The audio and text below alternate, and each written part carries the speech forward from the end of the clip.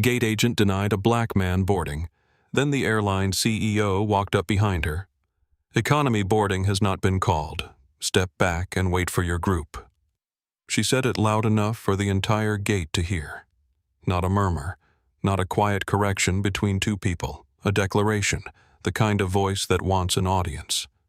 What Donna Hargrove did not know, what she could not have imagined standing behind her podium at Gate C-22 of O'Hare International Airport on a cold Friday evening in late November, was that in exactly 14 minutes she was going to lose everything. Her job, gone. Her pension, gone. Her 16-year career with Transatlantic Airways, built shift by shift, gate by gate. Name tag polished every single morning until it caught the light like a small medal of authority. Gone. All of it. In 14 minutes. Because of the man she just told to step back. He did not step back. He did not raise his voice. He did not argue. He did not reach for his phone or scan the room for support. He simply stood where he was, one hand holding a battered leather duffel bag, the other holding a boarding pass screen, bright and clean and waiting, and looked at Donna Hargrove with an expression she had never seen on a passenger she had targeted before. Not fear, not fury, not the tight, controlled humiliation of someone who knows what is happening to them and has decided to absorb it quietly because making noise costs more than it returns. Patience. The deep, seasoned, almost geological patience of a man who has been here before. Not this gate, not this woman, but this exact moment, this particular flavor of being told he does not belong somewhere that is absolutely his. He has lived it many times. He knew with a calm and terrible certainty exactly what was happening, and he had already decided how it was going to end. Outside the massive floor-to-ceiling windows of Terminal 4, a brutal November sleet lashed sideways across the tarmac, coating the wings of parked aircraft in a thin silver glaze. Inside, the air was thick with stale coffee and the particular anxiety of 280 people who had been waiting for 60 minutes for a flight that kept getting pushed back in 10-minute increments on the departure board, each small delay landing like a fresh insult. Gate C-22. Transatlantic Airways Flight 914 to London Heathrow. Originally scheduled for 7:15 p.m., now showing 8:20 p.m., with the quiet promise of more to come.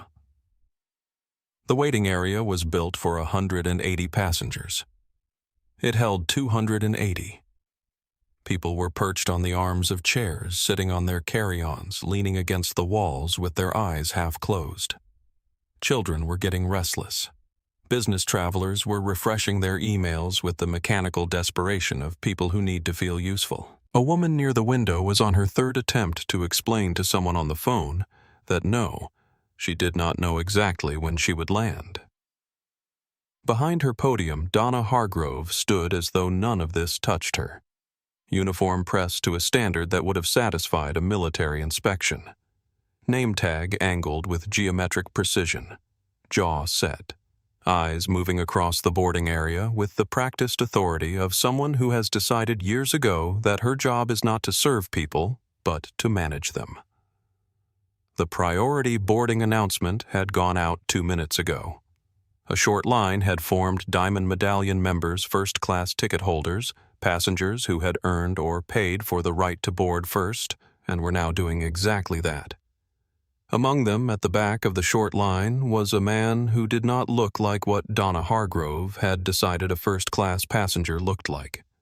Dark navy hoodie, slightly faded at the elbows, worn dark jeans, clean white sneakers with a small scuff on the left toe, a battered leather duffel bag, old and clearly loved, a well-worn paperback tucked into the bag's outer pocket, no designer luggage rolling behind him, no tailored blazer, no assistant tracking his steps with an itinerary printed on company letterhead.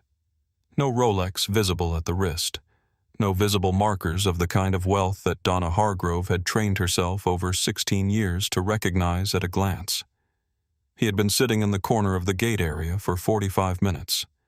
He had watched. He had waited. He had said nothing to no one. Now he was standing in the priority lane, one person from the front boarding pass extended, and Donna Hargrove's hand was moving toward the optical scanner, not to process him, to block it. No one at gate C-22 knew who he was. No one knew what he carried, not in his duffel, not in his name, not in the deal currently sitting unsigned on a mahogany table in London that would determine whether this airline survived the spring. But in 14 minutes, everyone in that terminal would know. Every single one of them. There is a particular kind of misery that belongs exclusively to airports during weather delays in late November, and O'Hare International has perfected the delivery of it. It is not dramatic misery. It is not the sharp, clarifying misery of a crisis.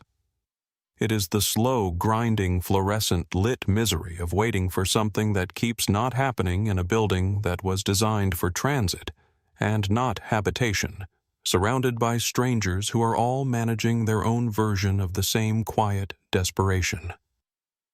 Terminal 4 of O'Hare on this particular Friday evening had reached a specific altitude of that misery. The sleet outside had been falling since 4 in the afternoon. 3 flights ahead of transatlantic 914 had already been delayed. One had been canceled outright, flooding gate C-22's waiting area with overflow passengers who had nowhere else to go and no particular reason to be calm about it. The departure board above gate C-22 had updated 4 times in the past hour. 7:15 p.m. on time, then 7:15 p.m. delayed, then delayed 7:55 p.m., then delayed 8:20 p.m. Each update arrived without announcement, without explanation, without apology. The board simply changed, and the gate area absorbed the information the way a body absorbs a punch, a collective flinch, then a settling back into position, then the grim resumption of waiting. 280 passengers occupied a space built for 180. Every chair was filled. The carpet between the chairs was filled. People had turned their carry-ons into seats, their laptop bags into pillows. The charging stations along the wall had been colonized for the past hour, cables snaking across the floor in every direction, and a quiet competition was being conducted by exhausted people too polite to say anything openly about whether someone had been charging their phone long enough. The smell of the gate was stale coffee and wet wool coats and the faint pervasive undertone of recycled air that is the signature scent of every large airport in every large city in the world. A child near the window had been crying on and off for 20 minutes, not hysterically, just steadily the way children cry when they have given up expecting anything different. Her mother had the particular expression of a parent who has run out of strategies and is now simply waiting for it to end along with everyone else. Near the back of the gate seating area, away from the worst of the crowd, a woman named Margot Sullivan occupied 2 chairs, one for herself, one for an enormous cashmere carry-on that she had apparently decided required its own seat. Margot was 58, expensively dressed in a way that managed to look casual and cost more than most people's car payments. She was a frequent transatlantic flyer. She had the particular energy of a woman who had not survived a delay this long without complaint in 20 years, and was not planning to start now.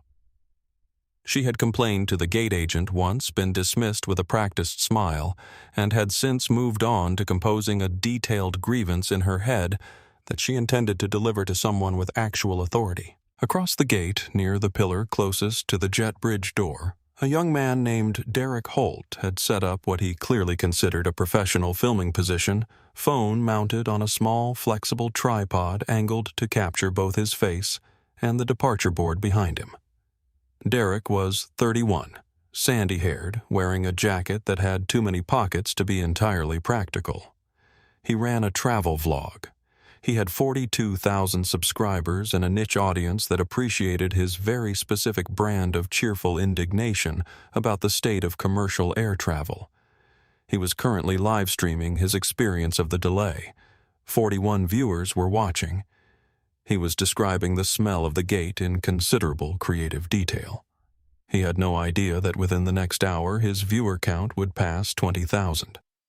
He had no idea that the footage he was about to capture would travel to every corner of the internet before the sun rose over the East Coast. He was simply a man with a camera and a gift for narration positioned by accident and circumstance exactly where he needed to be. In the corner of the gate area away from Margot and Derek and the crying child and the charging cable war, a man sat alone. He had been there for 45 minutes. He had a paperback novel open in his lap. Something worn and clearly reread, the spine creased in multiple places, the cover too faded to make out the title from any distance. His eyes moved across the page steadily, or appeared to. Anyone watching closely, and no one was, because there was nothing about him that demanded watching, would have noticed that his eyes moved too slowly for someone actually reading, that they lifted occasionally from the page, that they traveled with measured and unhurried precision across the gate area, across the boarding podium, across Donna Hargrove standing behind it, across the 6 passengers Donna had processed through the priority lane in the past 20 minutes. All of them waved through without a request for secondary identification, without a second look, without a hand raised toward the scanner to pause or question or delay. He had counted them. He remembered their faces. He noticed the pattern the way he noticed patterns in deal structures and market movements and the architecture of institutions, not with emotion, but with the quiet, accumulating clarity of someone who has been paying attention for a long time. He closed the book when the priority boarding announcement came, set it in his duffel with the unhurried precision of someone who is not in a hurry because they have already decided what they are going to do. He stood. He straightened the front of his hoodie. He picked up the duffel. He walked toward the priority lane. He moved through the crowded gate the way water moves through stone, not forcing, not rushing, finding the space that was already there. His shoulders were relaxed. His hands did not fidget. His pace was the pace of a man who has been moving through difficult rooms for 20 years and has made his peace with the distance between the door and the other side. He reached the priority lane. He took his place at the back of the short line. He held his boarding pass out digital, the screen bright and clear, the QR code centered and clean. He waited. In front of him, 2 passengers cleared the scanner and moved down the jet bridge. One more. Then the lane was open. He stepped forward. And Donna Hargrove's eyes landed on him for the first time. Something in her expression changed. Not dramatically, just a tightening at the corners of her mouth, a slight lift of her chin, an almost imperceptible shift in her posture. The kind of change that happens in the body before the mind has finished deciding what it has decided. Her hand moved toward the optical scanner, not to scan his pass, to cover it. Donna Hargrove had worked Gate C-22 for 4 years. She had worked for Transatlantic Airways for 16. In the arithmetic of her professional identity, these 2 numbers were everything. 16 years was a fact she carried, the way some people carry a title or a degree, as proof of something, as evidence that she had earned her place behind the podium, that her authority was not arbitrary, but accumulated weight by weight, shift by shift, through the long and unglamorous work of managing the chaos of human transit. She had started at 25 entry-level processing economy passengers at a regional gate in Indianapolis. She had transferred to O'Hare at 30. She had applied for a supervisor position at 38, a promotion she had wanted, with the specific focused hunger of someone who has been telling themselves they deserve something for long enough that the wanting has become structural load-bearing. She did not get it. The promotion went to a man 8 years younger than her, less experienced, with a manner that the regional manager described in the feedback session that Donna had requested, and immediately regretted as more naturally suited to leadership. She had never been entirely sure what that meant. She had thought about it in the years since more than she would ever admit to anyone. What she had decided, not all at once but gradually through the slow sedimentation of bitterness, was that the gate was hers in the way the promotion was supposed to be hers. That gate C22 was the domain she had not been given but had claimed. That within the boundaries of her podium, the rules were what she said they were, because no one above her was paying close enough attention to say otherwise. She was right about that last part. No one had been paying close attention. Not for 22 months.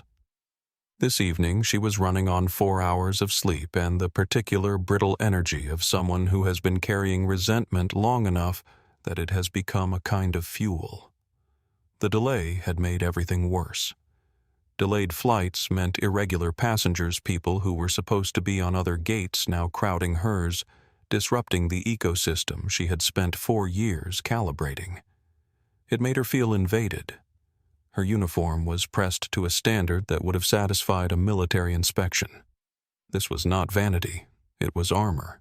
Her name tag was angled at exactly the angle she had decided years ago was the correct angle. Her hair was pulled back so tightly that it changed the geometry of her face, sharpening the angles of her jaw and cheekbones into something that read to most people as severity. She had a system for passengers. It was not written anywhere. It was not official policy. It had never been reviewed by human resources or approved by a supervisor or discussed in any meeting she had attended.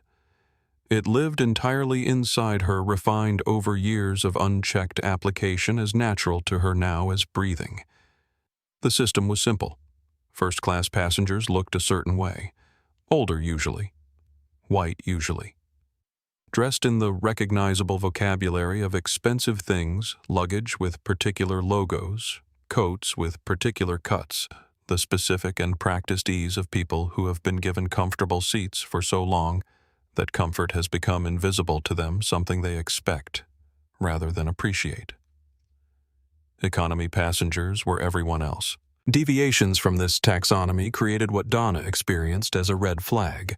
A professional instinct, she called it, when she thought about it at all, which she mostly did not because the framework had become too automatic to require examination. She did not think of herself as prejudiced. This is important to understand about Donna Hargrove, because the alternative, a cartoonish villain who understands exactly what she is doing and chooses it with deliberate malice, would be both easier to condemn and much rarer in the actual world. Donna believed with complete sincerity that her instincts made her good at her job. She believed that recognizing the pattern, the deviation from the expected, was a form of competence.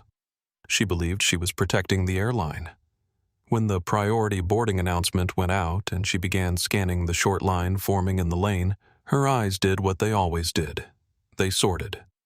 Quick and automatic. The elderly couple at the front of the line, fine. The woman in the tailored coat behind them, fine. The businessman in the trench coat after that, fine. The man at the back of the line in the faded navy hoodie and worn jeans. Red flag. Her system fired immediately, completely, without hesitation and without evidence. Dark skin, relatively young, dressed down, no visible luxury markers. Wrong. Something wrong. He did not fit. He did not match. He did not look like someone who had a seat in her first-class cabin, and her first-class cabin was hers, and she decided who sat in it. She watched the couple at the front of the line clear the scanner. She waved through the woman in the tailored coat. The businessman. The man in the hoodie stepped forward.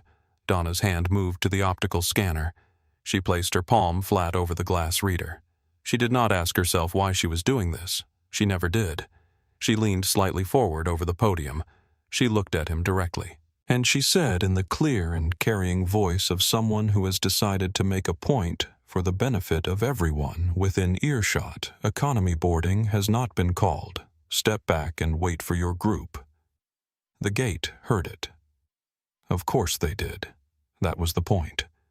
And the man in the worn navy hoodie holding his boarding pass with the screen, bright and the QR code clean and waiting, looked at Donna Hargrove's hand covering the scanner, looked at her face, looked at the expression she was wearing, the particular expression of someone who has already reached a verdict and is simply announcing it. He did not step back. He did not raise his voice. He simply stood where he was and looked at her, and the look on his face was not the look Donna Hargrove had been expecting to see. She had been expecting to see any of the reactions she had grown accustomed to from passengers. She had stopped this way confusion, deference, the tight and humiliated compliance of someone who has decided that making a scene costs more than swallowing the injustice. She was not expecting patience. Not this particular kind of patience, the kind that is not passive, not resigned. Not the patience of someone who is absorbing a blow and deciding to survive it. The kind that is a decision. That is a choice made with full awareness of what is happening and complete confidence in how it ends. She did not know what to do with that kind of patience. She had never seen it before aimed directly at her. So she leaned forward another inch, squared her shoulders, and waited for him to comply. He did not. His name was Marcus Webb. He was 44 years old. He had been born in Memphis, Tennessee, in a hospital that no longer existed to a woman named Gloria Webb, who had worked 2 jobs for as long as Marcus could remember: overnight shifts at a hospital laundry and daytime hours at a dry cleaner 4 blocks from their apartment, and who had raised him with the particular combination of fierce love and practical wisdom that you develop when there is no margin for error and no one coming to bail you out. He had grown up in a 2-bedroom apartment in South Memphis. He had attended public schools. He had won a scholarship to a university that changed the direction of everything. He had gone to Wharton for his MBA on borrowed money and iron discipline. He had spent 18 years building deal by deal, relationship by relationship, the kind of institution that people in his industry called a legacy, and people outside his industry did not know existed. Apex Capital Partners. $23 billion in assets under management. Offices in New York, London, and Singapore. A reputation in private equity circles for the kind of patient-precise, structurally sound investment that produced returns that other firms tried to reverse engineer and never quite could. He was worth $3.2 billion. He was wearing a faded navy hoodie, worn dark jeans, and clean white sneakers with a small scuff on the left toe of the left shoe. The scuff had been there for 3 weeks. He kept meaning to clean it. He kept forgetting. His bag was a leather duffel that had been with him for 11 years, bought at a market stall in Lagos during a trip to close a deal that had taken 8 months to structure. It was battered and soft and smelled faintly of the cedar blocks he kept in his closet at home. The outer pocket held a paperback, a novel by a Trinidadian author he had been rereading for the 4th time because the first 3 times had not been enough. No designer luggage rolling behind him. No tailored blazer. No assistant moving through the airport 3 steps behind him with a printed itinerary and an earpiece. No visible jewelry. No markers of any kind that Donna Hargrove's internal taxonomy would have recognized and filed correctly. This was not an accident. It was never an accident. Marcus Webb had spent 20 years learning exactly what he looked like to people who did not know him. He had spent 20 years watching what happened when those people had a small amount of authority and a large amount of unchecked assumption. He had developed out of this education a very specific and deliberate philosophy about how he moved through the world when he was not required to perform his credentials. He dressed the way he dressed because he had decided at 31 that he was done performing his own legitimacy for people who had not earned the right to question it. He would carry himself the way he carried himself. He would occupy space the way he occupied space. He would stand in the priority lane with a boarding pass and a passport, and he would not explain himself 1 syllable more than he was legally required to explain himself. And he would wait. He was good at waiting. He had learned to be. This morning had started in New York, a 4:30 a.m. alarm, a car to JFK, a domestic connection to O'Hare that had landed 40 minutes late, which had left him precisely enough time to find gate C-22, buy a black coffee he had drunk without tasting, and settle into the corner seat with his novel for 45 minutes of what was supposed to be quiet. The quiet had been productive in a different way than he had planned. He had watched Donna Hargrove process 9 passengers through the priority lane in the time he had been sitting there. 9 passengers. Not one of them asked for secondary identification. Not one of them had their boarding pass scrutinized beyond the automatic scan. They walked up, they scanned, they went through. He had not been counting out of suspicion or preemptive strategy. He had been counting the way he always counted things, naturally, automatically, the way a man who has spent 20 years analyzing patterns counts the patterns that are in front of him.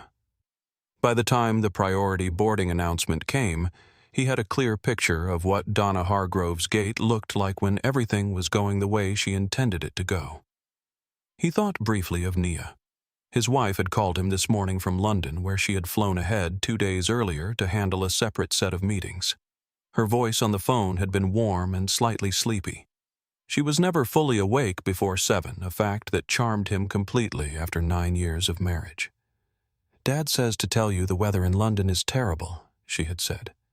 "He says that every time you are coming over and never when I ask him." He had laughed. Her father had a particular sense of humor, dry and precise, and delivered with the practiced timing of a man who had been running boardrooms for 30 years. He thought of Raymond Cole, now 62, silver-haired, the kind of quiet that meant he was always watching, and felt as he sometimes did when he thought about his father-in-law, the specific warmth of being seen clearly by someone who had no obligation to see you clearly and chose to anyway. He had not spoken to Raymond today. He did not need to. They would see each other in London. He closed the novel. He put it in his duffel. He stood. He moved through the crowded gate with the ease of someone who has learned that the path through a difficult space is made not by force, but by intention. He found the gaps between people and moved through them without touching anyone, without hurrying, without any of the performance of urgency that most people in a delayed boarding situation felt compelled to project. He reached the priority lane. He took his place. He held out his boarding pass phone face-up screen at full brightness, the QR code centered and clean. He waited. The 2 passengers ahead of him cleared. The lane opened. He stepped forward. Donna Hargrove's eyes found him. Her hand moved to cover the scanner. Marcus blinked once. The slight, polite smile that had been on his face, the automatic social smile of someone approaching a service counter, faded. Not into anger, into recognition, into the quiet, settled certainty of a man who knows exactly what the next 14 minutes are going to look like. He had been here before. Not this woman, not this gate, but this moment, this specific and particular flavor of being assessed by someone with a small amount of power and a large amount of unchecked assumption, and being found in the half-second it takes for a person's biases to render a verdict to be insufficient. He had lived this many times. He knew it like a weather pattern, like a market signal, like something his body registered before his mind finished processing it. He was tired of it, not angry, tired. There was a difference he had learned to know because the difference mattered. Angry cost too much. Tired meant he was still standing. Still here, still holding his boarding pass with the screen bright. He looked at Donna Hargrove's hand covering the scanner. He looked at her face. He said, "I am in first class. Seat 3A. The name is Webb." His voice was even, not loud, not aggressive, not the voice of someone who is about to cause a problem. The voice of someone who is simply stating facts and has no particular concern about whether those facts are believed because they are facts, and facts do not require belief. They only require verification. The machine was right there. The machine would verify everything. All she had to do was move her hand. She did not move her hand. "Economy boarding has not been called yet, sir." Marcus looked at her. He held the phone slightly higher, angling the screen toward her so she could see clearly without any ambiguity whatsoever the boarding pass, the seat number, the class of service, the name. "I am not in economy," he said. He said it without edge, without the particular emphasis of someone who is trying to win an argument. Just a statement of fact delivered in the same register as his previous sentence, because they were both simply facts, and they did not require anything other than acknowledgement. Donna did not look at the phone. She looked at his face. "People take screenshots of other passengers' boarding passes all the time," she said. "I am going to need you to step aside while I verify the actual premium passengers." The gate was not quiet, but it heard this. The ambient noise of 280 waiting people did not stop. The children did not suddenly hush the business. Travelers did not put down their phones, but something in the texture of the gate shifted. A few heads turned. A few conversations dipped.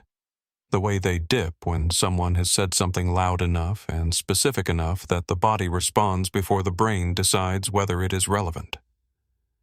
Marcus held the phone exactly where it was. He did not step aside. He was not going to step aside. He had stepped aside before at 19, at 23, at 26, and he had learned in the years that followed those moments exactly what stepping aside cost him, and what it did for the person who asked him to step aside. It cost him everything, and it gave them confirmation. It told them the system worked, that the pressure applied in the right place produced the expected result. He was not going to confirm that today. His voice stayed at exactly the same level it had been at since he arrived at the podium. "Ma'am," he said, "the name is Webb. The seat is 3A, first class. That is my boarding pass on a screen that is currently facing you. If you move your hand from the scanner, it will verify everything I have told you in approximately 2 seconds." Donna's jaw tightened. "I am going to need your passport and a secondary form of identification," she said. Her voice had acquired a new layer, the practiced authority of someone who has converted their personal decision into official procedure, the specific linguistic move of transforming what I want into what is required. Marcus reached into the interior pocket of his hoodie and retrieved his passport. Dark blue, United States. He handed it across the podium without a word. Donna took it in 2 fingers, the way a person handles something they expect to find objectionable. She opened it to the photo page. She looked at the photograph. She looked at Marcus. Her eyes moved between the two with the exaggerated deliberation of someone performing verification rather than conducting it. She typed his name into her keyboard. Clack, clack, clack. The screen responded instantly. His reservation pulled up in full. She read it, every line of it. Webb Marcus A. Seat 3, of first class. Status, Global Platinum Elite. Member 14 years. Corporate account, Apex Capital Partners, LLC. VIP, Tier 1 notation. Payment full fare. Cash purchase. Verified. 0 flags. She read it. She saw it. Every word. Her internal voice was louder than what was on the screen. People like him do not just buy full-fare first-class tickets to London.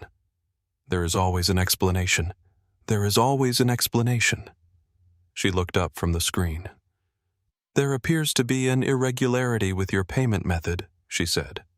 Her voice was even. She looked directly into his eyes. This was a lie.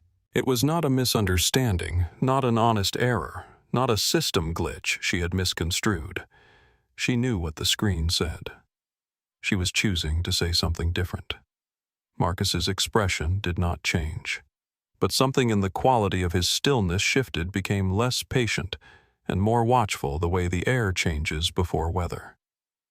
"There is no irregularity," he said. "My assistant booked this ticket through our corporate travel portal 3 days ago. It is fully paid and verified. You are looking at the verification right now. I do not know your assistant, sir. Marcus. The payment system knows my assistant. It has confirmed the transaction.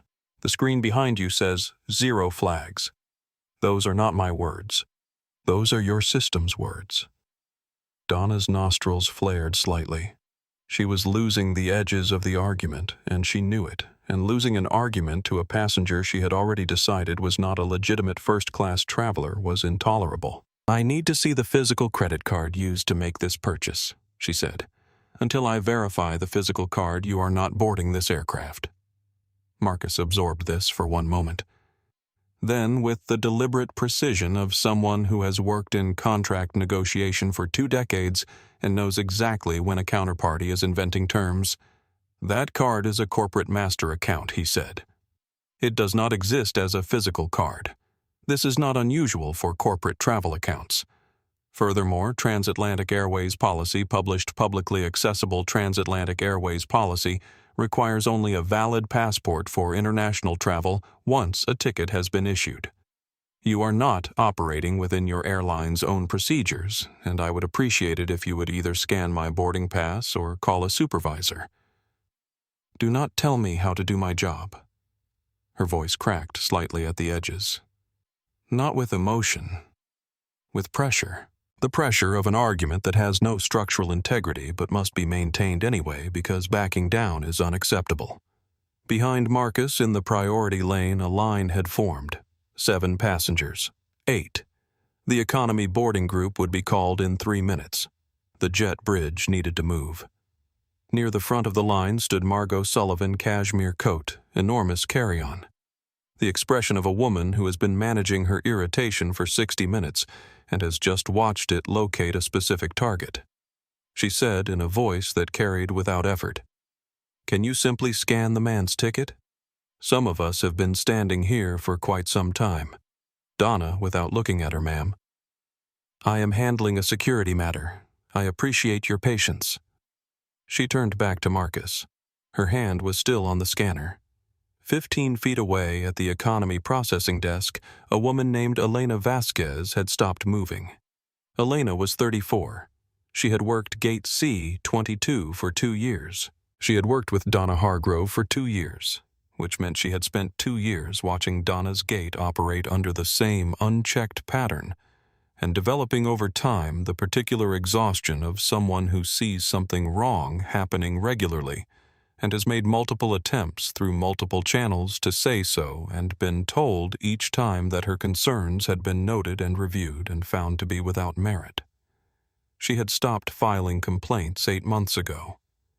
Not because she had stopped seeing what she was seeing. Because filing them felt after a while like putting messages in bottles and throwing them into a sea that sent them back unopened. Now she stood at her desk, hands still, and watched Marcus Webb hold his boarding pass and his ground simultaneously. She pulled up his reservation on her own terminal. She read it. All of it. Every line. She closed her eyes briefly. Opened them. She walked toward the podium. "Donna?" she said, keeping her voice low enough to not make a scene, but not low enough to be dismissed. "Donna." I pulled his record when he first approached the lane. He is Global Platinum Elite, 14 years. The reservation is completely clean. There are no flags on any line of his profile. Donna turned to her slowly. The look she gave Elena was the look of a person who has just been told in public that they are wrong by someone below them in the hierarchy and who intends to make that person understand the cost of that intervention. "Get back to the economy desk," she said. "This does not concern you." Elena held for 1 second, 1 full second. Then she stepped back. She hated herself for it immediately. The step backward moved through her like something physical, a small, specific shame that she recognized because she had felt it before every time she had stepped back, every time she had decided that the personal cost of holding her ground was more than she could manage. But she did not go back to the economy desk.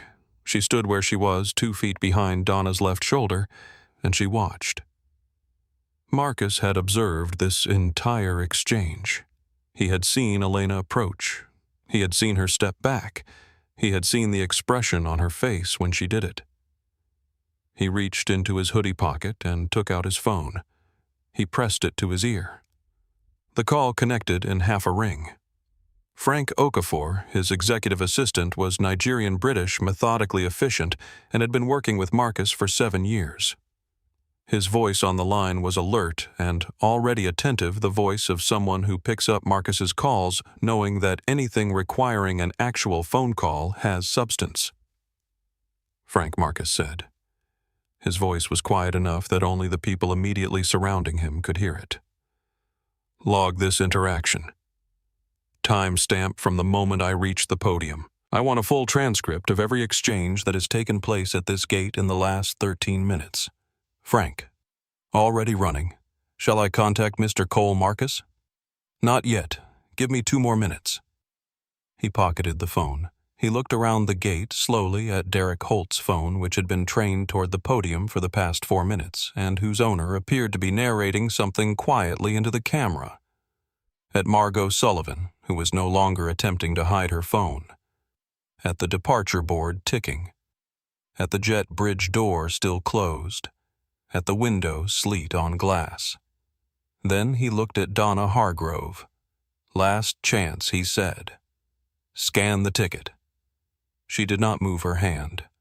"Due to suspicious documentation and failure to comply with security verification protocols, I am officially denying this passenger boarding."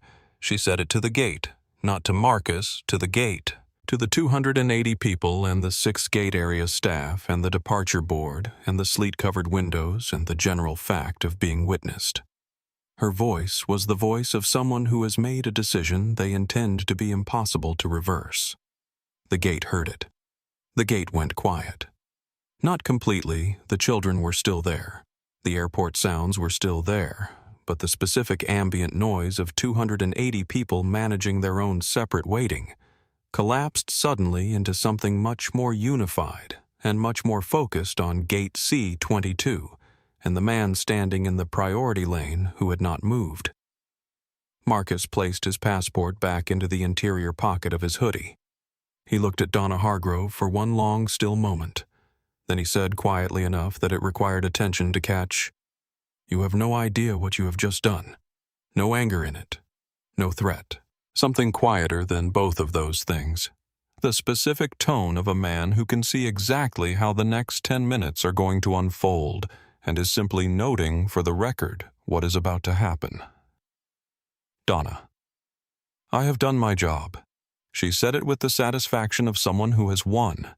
The compact, vicious satisfaction of someone who has pressed hard enough and gotten compliance, or better than compliance, had gone fully on record with her decision, which meant that whatever happened next, she had the documentation of official process on her side. She reached under the podium, found the specific button she was looking for, the panic button, the direct line to airport security. The button that existed for violent passengers, for severely intoxicated passengers, for actual emergencies involving actual threats. She pressed it. Then she straightened up and said loudly, "Security has been notified. I suggest you remain calm and wait for them to arrive." Marcus did not move. His calm had shifted past through patience, through certainty, into something that was harder to name but was visible in the way he held himself. The absolute unconditional stillness of a man who has already decided what comes next and is simply waiting for the world to catch up. 15 feet away, something was happening to Derek Holt's travel vlog. His viewer count, which had been sitting at 41 when he started the stream, had climbed to 347 in the past 6 minutes. He had not done anything to cause this. He had simply continued pointing his phone at Gate C-22 and describing in his precise and careful voice exactly what he was observing. He was narrating now with the quiet, deliberate energy of someone who understands that what he is watching has become larger than travel content. "We are currently watching a first-class passenger at Gate C-22 at O'Hare International Airport," he said into his phone, keeping his voice level. "He has presented a digital boarding pass and a United States passport. He has not raised his voice. He has not moved from the spot where he was standing when the agent first stopped him. She has just denied him boarding and called security. I want to be very clear. I have been filming since this interaction began. I have been watching since before that. This man has done nothing except stand in a priority lane and hold his boarding pass." The comments were moving too fast to read individually. He caught phrases: racial profiling, Call the airline. Share this. Is this real? Someone call someone. Viewer count 412, 460, 503. Margot Sullivan was not filming. She was on her phone, not the transatlantic customer service line she had tried earlier, which had put her on hold for 11 minutes before she gave up. She was calling a different number entirely. A direct line to an editor at a news organization whose personal contact she had kept in her phone for 2 years, acquired at a dinner party in a context that had nothing to do with this, and everything to do with the specific way that Margot Sullivan moved through the world with the awareness that information was a resource, and contacts were infrastructure. "I am at O'Hare," she said quietly, moving a few steps away from the immediate cluster around the podium. "Gate C-22. Flight 914 to London. There is a black man being denied boarding while holding what is clearly a valid first-class ticket. Security has been called. Someone is filming it live. The flight number is 914. I would have someone ready." She hung up and put her phone in her pocket. She walked back to her position near the podium. She did not take her coat off. She squared herself where she stood in the way of a woman who has decided to occupy space rather than simply wait in it. Elena Vasquez was standing at the side of the economy desk, not processing, not moving, watching the podium with her hands clasped in front of her and her jaw set in the particular way of someone conducting an internal argument they have not yet resolved. She had pulled up Marcus's full reservation again on her terminal. She had read every line twice.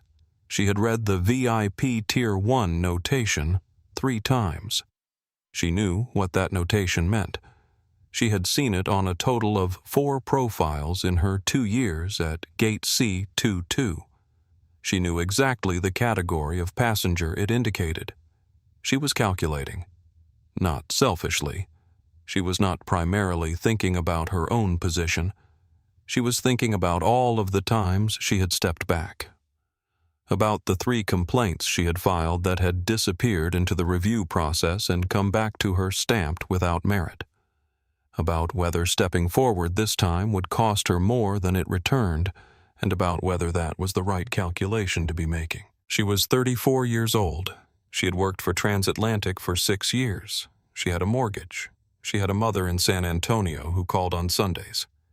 She was also the only person at Gate C-22 who had access to the terminal system and could confirm in a format that had institutional weight that everything Donna Hargrove had said was false. Tommy Briggs, the junior economy agent assigned to work the secondary boarding desk, had abandoned his post entirely. He was standing near the far pillar arms folded, watching the podium with the expression of someone watching a car accident, unable to look away, uncertain whether there was anything useful he could do, genuinely frightened by the scale of what was unfolding in front of him. He was 27. He had been working for Transatlantic for 11 months. He had never seen anything like this at a gate before. He was acutely aware that he was in a situation that exceeded his training, and equally aware that someone above him needed to know what was happening, and he had no idea who to call. Marcus was on the phone again. "Frank," he said. His voice was so quiet now that only Elena, standing closest to him among the gate staff, could make out the words. "I want you to flag this interaction to our legal team. Time-stamped. Everything that has been said. Frank on the other end. Done. Marcus. Do you want me to call Mr. Cole?" A pause. 3 seconds. 4. "Not yet," Marcus said. "Give me 1 more minute." He put the phone away. He looked at Donna Hargrove. He said, "Last chance, Donna. Scan the ticket. This ends clean for everyone." She said nothing. She was waiting for security. She had pressed the panic button, and she was committed to whatever came through that door, because backing down now in front of this gate full of witnesses with their phones out was more unthinkable to her than what came next. Marcus looked at her hand still covering the scanner. He put his phone in his pocket. He was very still. He looked like a man who has said everything he needed to say and is simply waiting for the world to confirm what he already knows. "Before we go any further, where are you watching from right now?" Drop your city in the comments below. We want to hear from you. And if you have ever been made to feel like you did not belong somewhere that was completely and absolutely yours, if you have ever been asked to prove yourself in a room where everyone around you walked straight through, hit that like button. Because this story is for you. Donna Hargrove has pressed the panic button. Security is on the way. Marcus Webb has not moved one single inch. And there is a man in a navy trench coat and a plain black cap sitting 30 feet away who has been watching every second of this interaction for the past hour. Trust me, you want to stay for what comes next. We will be right back. Derek Holt's viewer count crossed 600 at the moment. Donna pressed the panic button. He had not shared the stream to any platform. He had not posted a notification or sent a message or done anything to drive traffic to what he was filming. The viewers were finding it the way viewers find things when something real is happening, through the algorithm's strange and immediate instinct for genuine human drama, through shares between friends that began organically and compounded through the specific hunger that exists in people for footage of the world being exactly what they suspect it is. He kept his voice steady and descriptive. He was not editorializing. He was not performing outrage. He was narrating the way you narrate when you understand that what you are recording does not require commentary to be damning. The passenger, I am going to call him the passenger because I do not know his name, has been standing in the same position for 16 minutes, he said into his phone. He has a digital boarding pass and a U.S. passport. Both were presented. The passport was taken by the gate agent and returned. The boarding pass has not been scanned. A panic button has just been pressed. I want to be very clear about what I have and have not seen. I have not seen this man raise his voice. I have not seen him make a sudden movement. I have not seen him do anything except stand in a priority lane with a boarding pass and ask repeatedly for his ticket to be scanned. He paused. Viewer count 740. I have watched 9 passengers go through that priority lane in the past hour, he continued. I did not see the gate agent ask any of them for a secondary form of ID. The comments were a river now. He could not read them individually. He caught words. Profiling. Disgusting. Please keep filming. Do not stop. 890 viewers. Margot Sullivan was done with observation. She had made her call to the news editor. She had taken her position near the podium. Now she was doing something she had not done at an airport in 15 years. She was speaking to strangers. She turned to the man behind her in the priority line, mid-50s navy blazer, diamond medallion tag on his carry-on, and said, conversationally but loud enough to carry, "How many minutes have we been standing here?" The man. 17. At least. Margot. And has anyone asked you for secondary identification? The man looked at her. He understood what she was doing. He said no. No one asked me for anything. Margot turned to the woman behind him. Same question. Same answer. She turned to the couple at the back of the line. Same question. Same answer. None of them. Not one. 9 passengers processed, none questioned. 1 passenger questioned, not processed. Margot did not say this aloud. She did not need to. The people she had just spoken to were now saying it to each other in the low but visible murmur of people who have just had something confirmed that they suspected. The diamond medallion man spoke up, addressing the podium directly. I would like to know why this passenger is being held when the rest of us cleared in under 30 seconds. Donna did not respond. She was watching the entrance to the terminal for security. Near the pillar, Tommy Briggs was on his phone. He had dialed the gate operations desk, his supervisor's line. It rang 4 times and went to voicemail. He stood there for a moment with the phone in his hand. He tried the secondary number. Also voicemail. He stood by the pillar, increasingly aware that he was a 27-year-old with 11 months of experience and no supervisor, standing at the edge of an incident that was clearly expanding beyond anything in his training. He made a decision. He went to Elena. He stood next to her at the economy desk and said quietly, "What do we do?" Elena looked at him. She looked at Marcus at the podium. She looked at Donna. She said, "You do not do anything yet. Watch."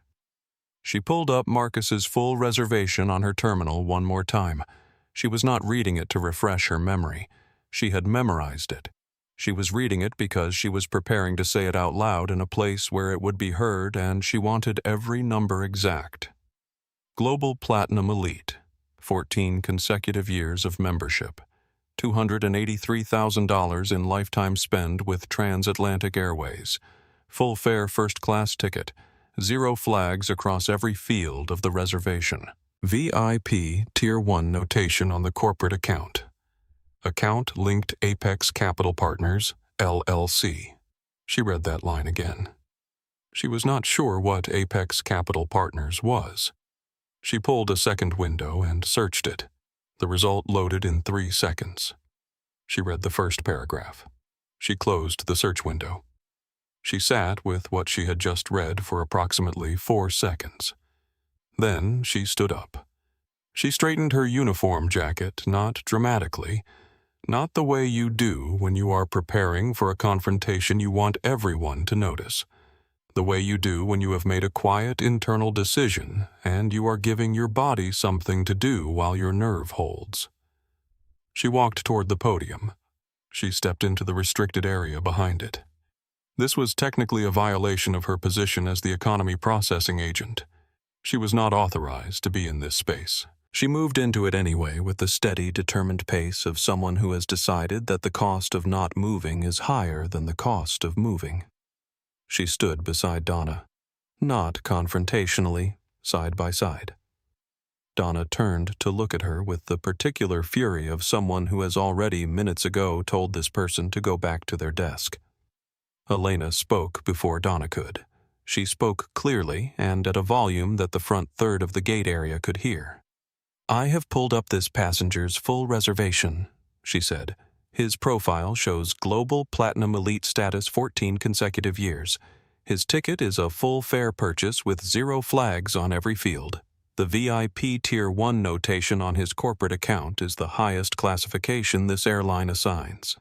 There is not a single indication in any line of his profile that a secondary verification check is warranted."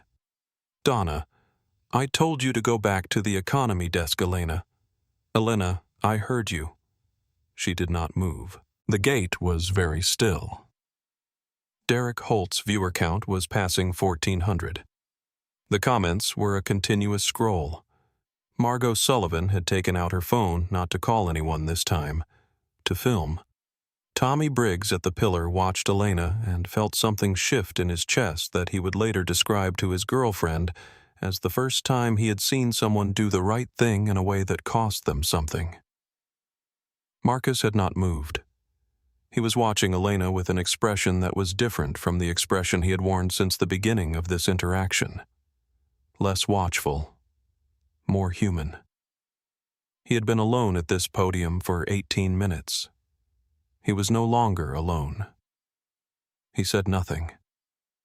He did not need to. He looked at Elena and gave her the smallest nod, not of gratitude, not of victory, of recognition, of one person acknowledging another person's decision to hold their ground. And then from the entrance to the terminal, 2 figures appeared moving quickly dressed in security uniforms, one of them with his hand resting on his belt. Brett Callahan had arrived. Brett Callahan was 38 years old and had worked security at O'Hare for 6 years. He was not a bad man. He was a man doing a job that required him to respond to panic buttons, and Donna Hargrove had pressed a panic button, and so here he was. He arrived slightly out of breath. The gate was a 3-minute jog from the security office, and he had been sitting down. His partner, a younger officer named Davis, was a half step behind him. Callahan took in the situation in the practiced, rapid way of someone who has responded to 100 gate calls and developed an instinct for the emotional temperature of a space.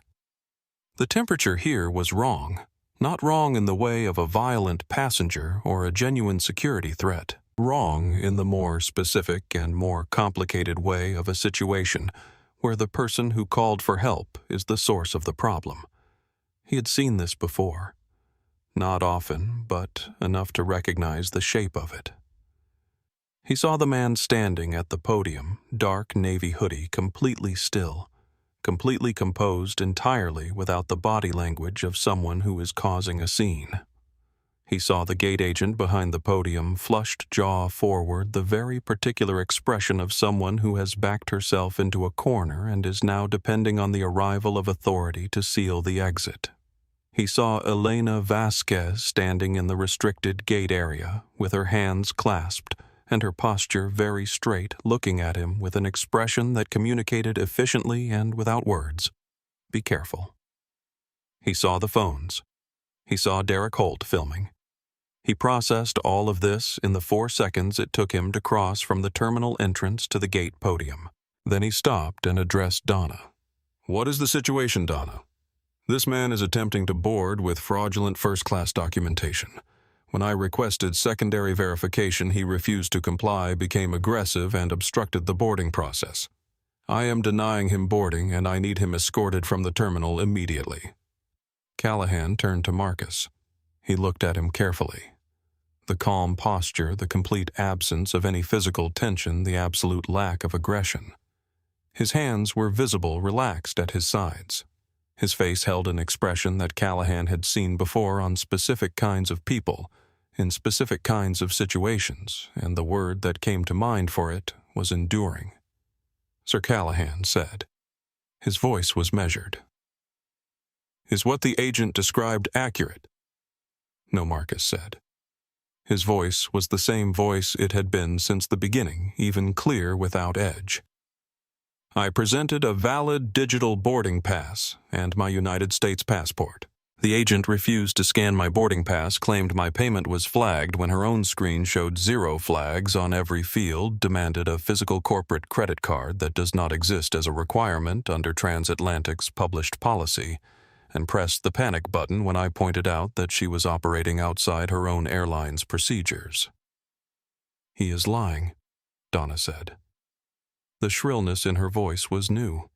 It had not been there at the beginning of the interaction, and its arrival now was its own kind of evidence. "Officers, I want him removed.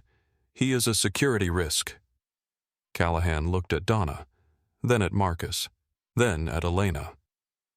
"Elena still standing in the restricted area," said Officer Callahan. "I work this gate. I have reviewed this passenger's full reservation. His documentation is flawless. His status is among the highest this airline assigns. Everything Agent Hargrove has told you is factually incorrect."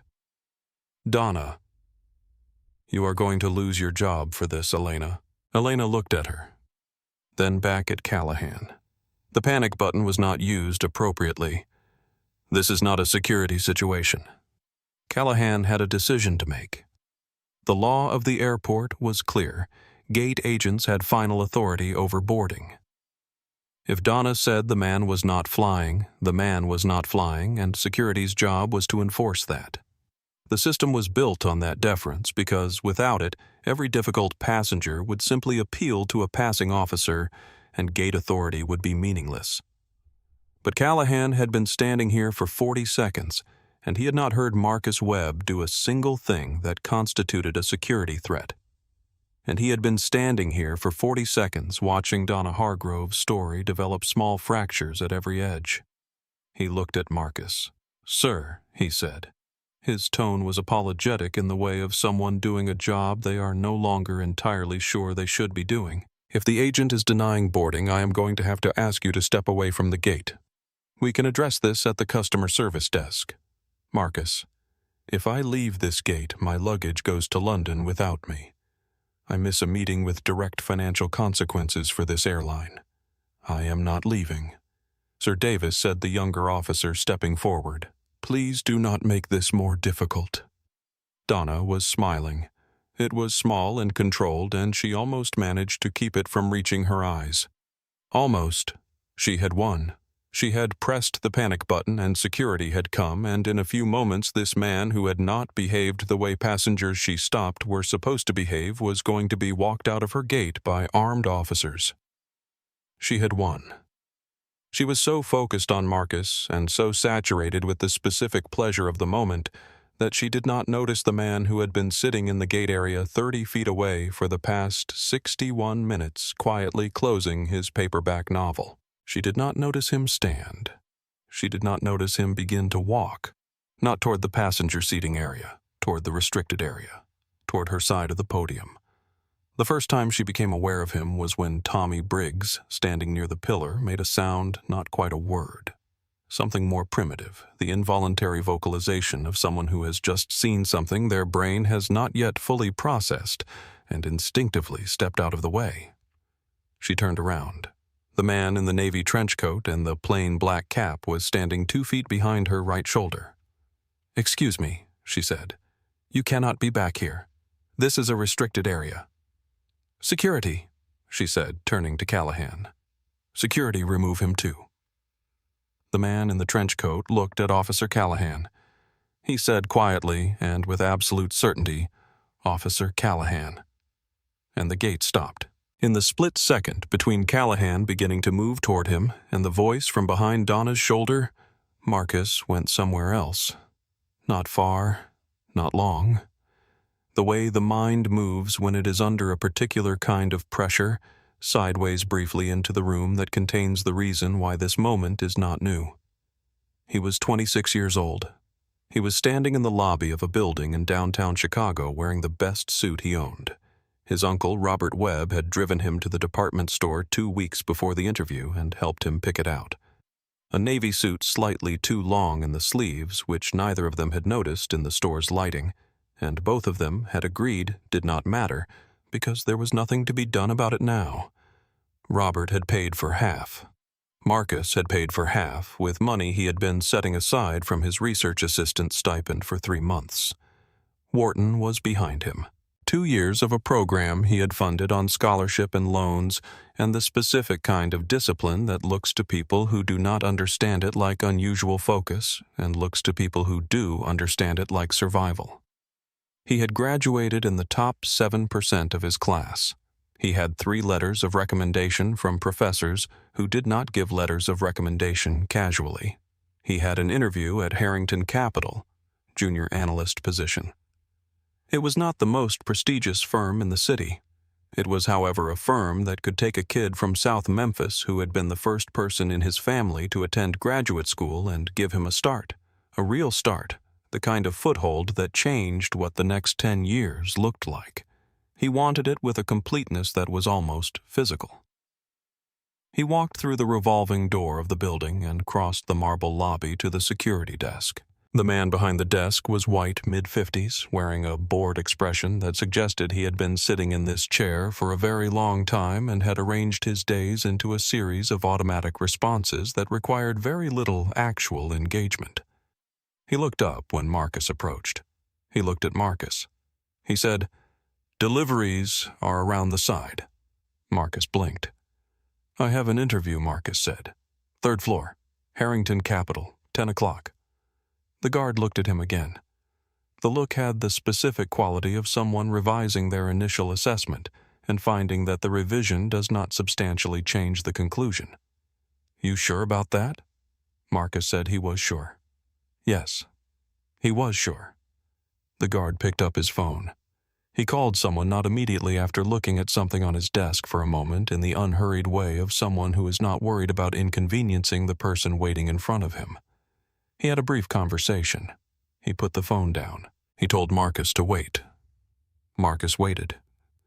He stood in the marble lobby of the Harrington Capitol building in a navy suit with sleeves that were slightly too long, and he waited while other people crossed the lobby to the elevators. Some of them looked at him. Most did not. The ones who did had the particular look of people who have registered something unusual and decided not to engage with what it means. He waited 22 minutes. A young man came down from the elevator, white mid-20s in a suit that fit perfectly. He crossed the lobby and approached Marcus and said, "Oh, you are the candidate. Sorry we assumed you would be." He stopped. He did not finish the sentence. Marcus would spend a significant amount of time in the years that followed thinking about that unfinished sentence, about the word that had been meant to complete it, about all the possible words that fit the space where the sentence ended. He went up. He did the interview. 11 questions in 40 minutes. 2 interviewers, a case study involving a distressed company's balance sheet that he had spent 3 days preparing for and felt good about. He did not get the job. He was never entirely certain why. The feedback letter said they had decided to move forward with a candidate whose experience was a closer fit for their current needs. He had no way of knowing whether this was true. He suspected he would never know. He flew back to New York the same evening on a cheap fare that had a connection through Cincinnati. He sat in the middle seat on both legs of the journey. He did not sleep. He thought about the lobby, about the guard's face, about the 22 minutes, about the unfinished sentence. He was not angry, or rather he had tried anger at 19 in a different lobby in a different city involving a different person who had decided he did not belong somewhere, and anger had cost him the thing he was angry about and left him with only the anger. He had learned in the years between 19 and 26 that anger was a real and completely justified response to what was done to him, and that it was also a resource, and that he needed to be careful about what he spent it on, because the people who triggered it were rarely the ones who paid its cost. He was not angry. He was clear.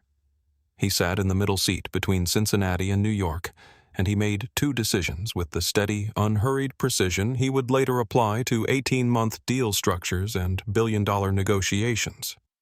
First, he would never, for the rest of his life, make any other person stand in a lobby and prove their right to be there. He would build something, whatever he built, on the opposite principle. You are here. That is sufficient. Come in. Second, he would build something undeniable, not to prove anything to the Harrington Capitol building, or the guard behind the desk, or the interviewer who had not finished his sentence. He had already absorbed those facts into his understanding of the world and filed them in the appropriate place, which was true and not the last word. He would build something undeniable because he wanted to, because Gloria Webb had worked 2 jobs for 18 years so that he could, and because Robert Webb had paid for half a suit and driven him to the store, and because there was a version of the world that was better than the lobby he had just stood in for 22 minutes, and he intended to live in that version. He built it. 18 years. Deal by deal, year by year, the long and specific and unglamorous work of building an institution that did not exist yet into one that did, and then into one that mattered, and then into one that others studied. $3.2 billion in personal net worth. $23 billion in assets under management offices on 3 continents, a reputation that preceded him in rooms he had not yet entered. And he still dressed the way he dressed, not as a statement, as a refusal, the quiet daily refusal to perform his own legitimacy for people who had not earned the right to require it. He was 44 years old. He was standing at Gate C-22 of O'Hare International Airport, and a woman with a polished name tag was telling him he did not belong. And he was tired of it, not angry, tired.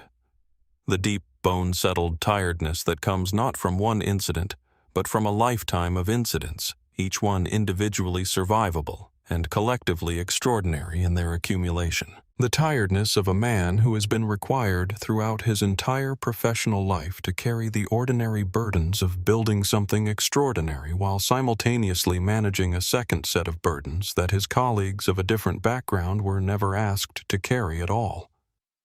He was tired. He was still standing. He looked at Officer Callahan and said with the specific and deliberate calm of a man who has lived this many times and is going to live through it again, I want to be clear about something. I have not raised my voice. I have not moved toward anyone. I have provided every document I am legally required to provide. Whatever happens in the next few minutes, I need you to remember that. Callahan met his eyes. Something shifted behind the officer's expression. And then, The gate stopped. Because the man in the navy trench coat had said Officer Callahan, and Marcus came back from Memphis, back to this lobby, this gate, this moment. He turned toward the voice. Callahan's hand had been moving toward Marcus, the practiced apologetic movement of someone preparing to physically redirect a person who is not going to be allowed to stay where they are. The movement stopped. He looked at the man behind Donna's shoulder. He had never seen this man before in his 6 years at O'Hare. He was not in a uniform. He was in a navy trench coat that had seen considerable use and a plain black cap and reading glasses folded in his breast pocket. He had a paperback novel tucked under his left arm.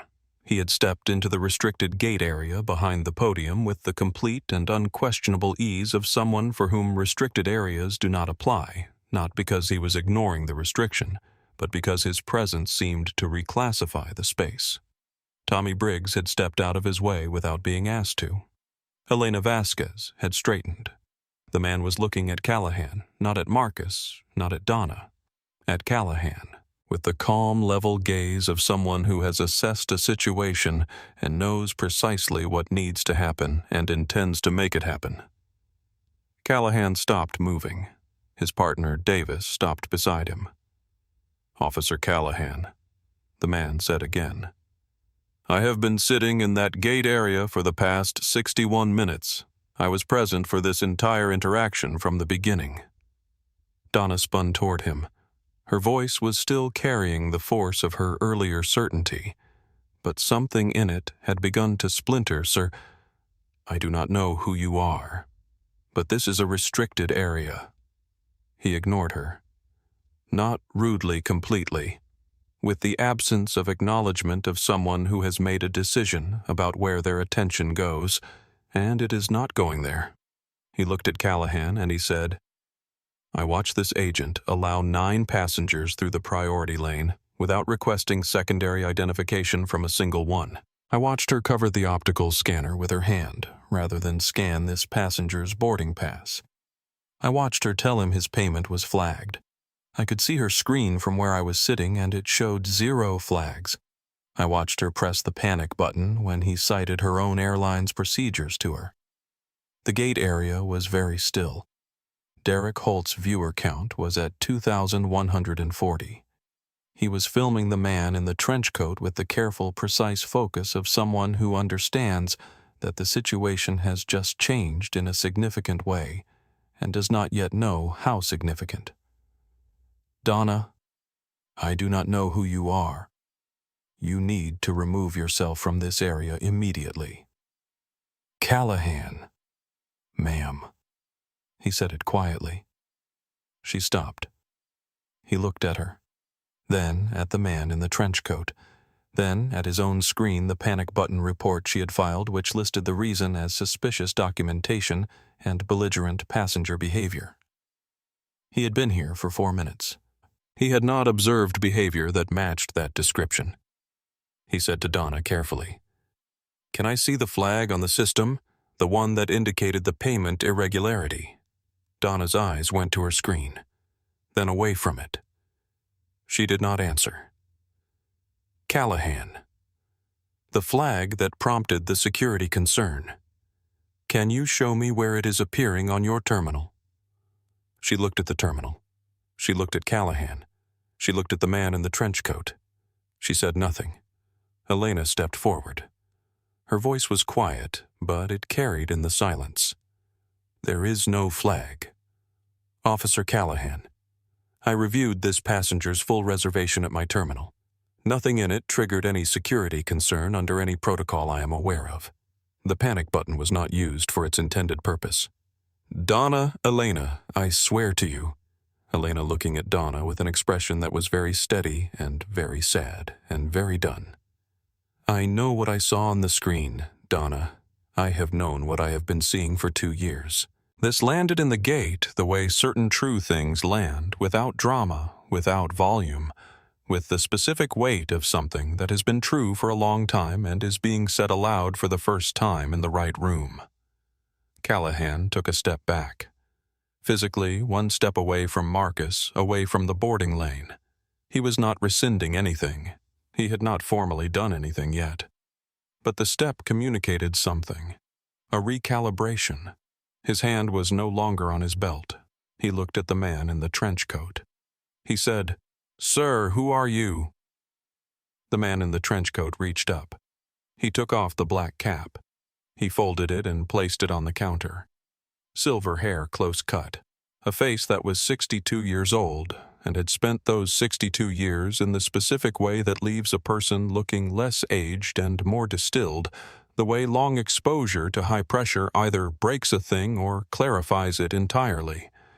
He reached into his trench coat and removed a heavy platinum lanyard. He let it drop against his chest. The ID badge caught the fluorescent light. Tommy Briggs made a sound near the pillar. Davis, the younger officer, said something under his breath. Callahan's face changed. It went through several expressions very quickly. Recognition, comprehension, calculation, something that was close to horror at the geometry of what he had almost done, and arrived at a posture of rigid, immediate respect. "Mr. Cole," Callahan said. His voice was not the voice he had been using. It was the voice of someone who has just recalibrated every assumption they walked in with. Raymond Cole, CEO of Transatlantic Airways. The man who had been brought in 2 years ago to restructure a company that was 6 months from collapse. The man whose photograph appeared in every employee training module, every quarterly communication, every piece of corporate correspondence the airline produced. The man who was known across the industry for flying incognito on his own troubled routes. Donna Hargrove turned. She looked at the man standing behind her. She read the badge. The expression that had been on her face, the tight, controlled expression of someone who has prevailed and is waiting for the machinery of authority to complete the victory, did not fade. It did not fall. It collapsed. Structurally, entirely, all at once, the way a wall collapses when the foundational assumption holding it up is removed. Her knees bent slightly. Her hands gripped the counter. She said, "Mr. Cole, Raymond Cole turned away from her. He turned to Officer Callahan. He said, "You responded to a distress call. You were doing your job exactly as you were trained to do it. What I observed you do, the hesitation before you acted, the willingness to ask questions, the decision to listen to the junior agent's account, that hesitation was correct. It is the right instinct. I am glad you followed it." "Callahan?" "Sir, I almost—" "Raymond. You hesitated. That hesitation was correct. The credit belongs to that." Callahan straightened. He nodded once. Then he looked at Marcus, and the look carried everything he needed to say and had no adequate words for. Marcus met his eyes. He said, "Thank you for the hesitation, officer." Callahan nodded again. He and Davis stepped back from the gate lane. Davis murmured something about clearing the area. They moved. Raymond Cole watched them go. Then he turned to face the gate, the full-packed, phone-lifted, completely watching gate, and he began to walk toward Marcus Webb.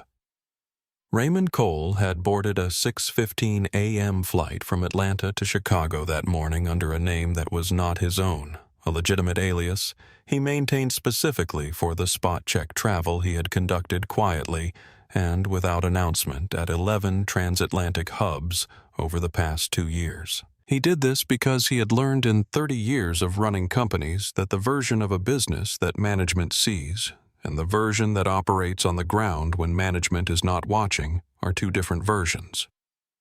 He had learned this the expensive way at 41 running a regional carrier that he had believed was healthy because his reports told him so, until a federal audit found a pattern of customer service violations that had been building for 3 years without reaching his desk. He had decided after that the only way to know what your company actually was, not what it said, it was not what it reported upward that it was, but what it genuinely, operationally daily was to go and watch. He did not tell his executive team when he traveled. He did not file flight plans under his real name. He wore ordinary clothes. The trench coat was the same one he wore on cold days in Atlanta, and he sat in gate areas with a novel that he sometimes actually read and he watched. He had been watching Gate C-22 for 61 minutes. He had arrived before the delay announcement in time to observe the gate under normal operating conditions. He had watched Donna Hargrove process the earlier boarding groups. He had watched her interact with passengers, the subtle physical language of someone who had been operating without oversight for long enough that the performance layer had eroded, that the authentic version of her treatment of passengers was visible to anyone looking with sufficient patience and clinical attention. He had watched her pass 9 passengers through without a secondary documentation check. He had watched her hand move toward the scanner when Marcus stepped up. He had watched every minute of the 22 minutes that followed. He had told himself during those 22 minutes that he was waiting because he needed to see the full pattern. That intervention too early would compromise the completeness of the record. That his role as an observer required him to observe rather than act. Some of this was true. Some of it was the specific cowardice of a man in authority who had decided that the cleanest version of doing the right thing was also the most thorough version, and had used thoroughness as cover for waiting longer than the situation warranted. He knew this now. He had known it by about minute 12. He had stayed seated anyway through minutes 13 and 14, and through Donna pressing the panic button, and through Callahan arriving, and through the horrible 4 seconds when Callahan had started to move toward Marcus.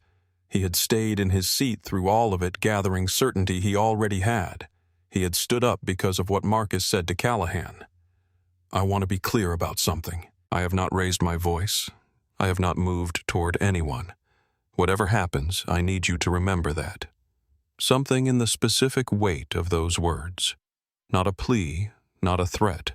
The exact tone of a man depositing a fact into the record because he expects it to be needed, had gotten Raymond Cole out of his chair. He moved through the gate area the way he always moved through gate areas when he was not announcing himself. Unhurried eyes forward, the walk of a man who is not going anywhere in particular and is in fact going precisely where he intends to go. He moved into the restricted area without breaking stride.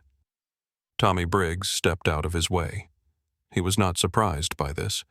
People with genuine authority do not need to perform it. It is recognized on a level that precedes conscious processing.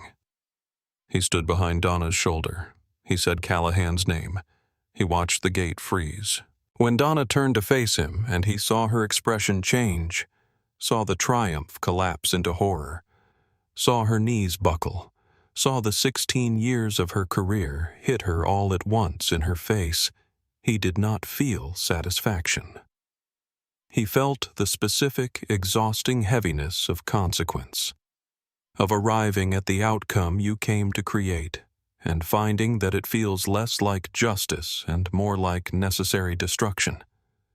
He had removed his cap. He had shown his badge. Callahan had said his name. Donna had tried to speak. He had not listened. He had turned away from her and walked to Marcus. He stood in front of his son-in-law.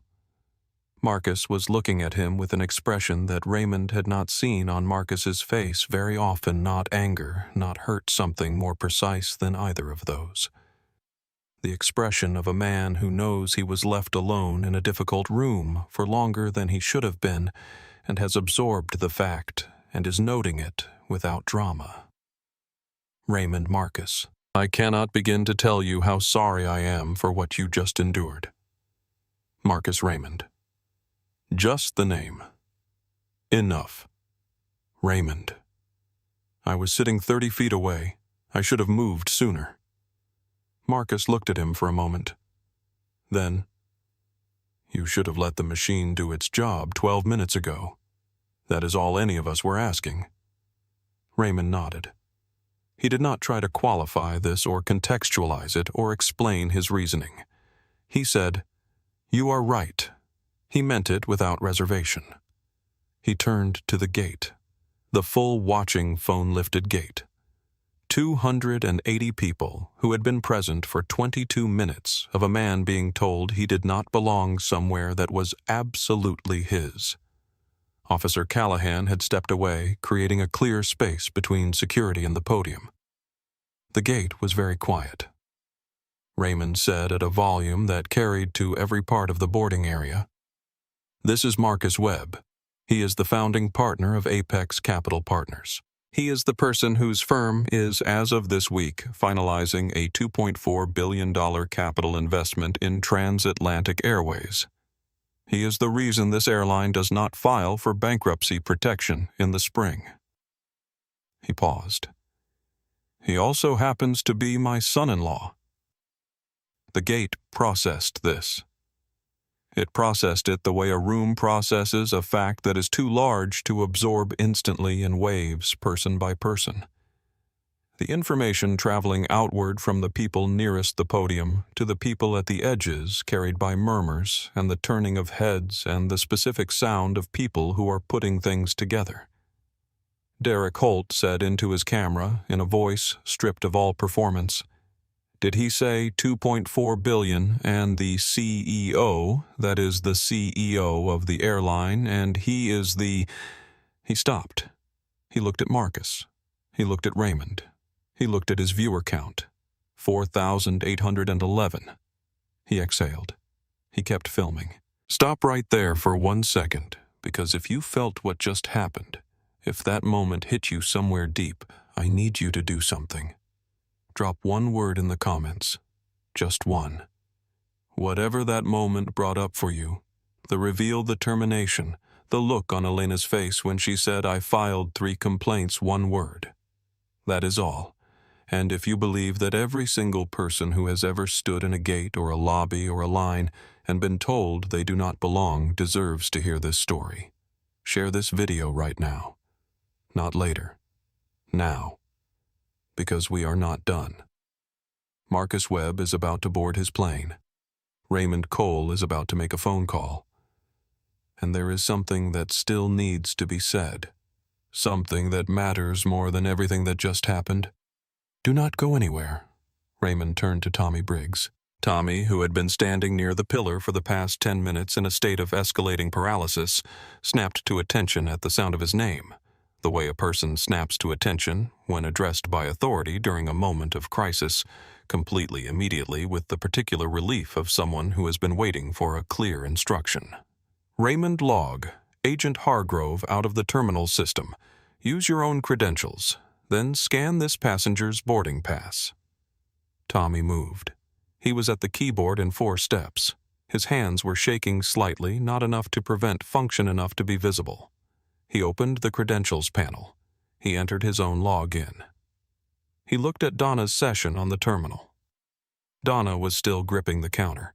She had not moved since Raymond said Marcus's name. She was watching Tommy's hands with the expression of someone watching their own home being dismantled. Her session closed. The screen went dark for 3 seconds. Tommy's session opened. He looked at Raymond. Raymond nodded. Tommy picked up his handheld scanner. He held it toward Marcus's phone. The optical reader found the QR code. A beep. Clean, clear, the uncomplicated sound of a machine doing exactly what it was built to do. A bright green light. The screen behind the podium populated instantly. Webb Marcus A.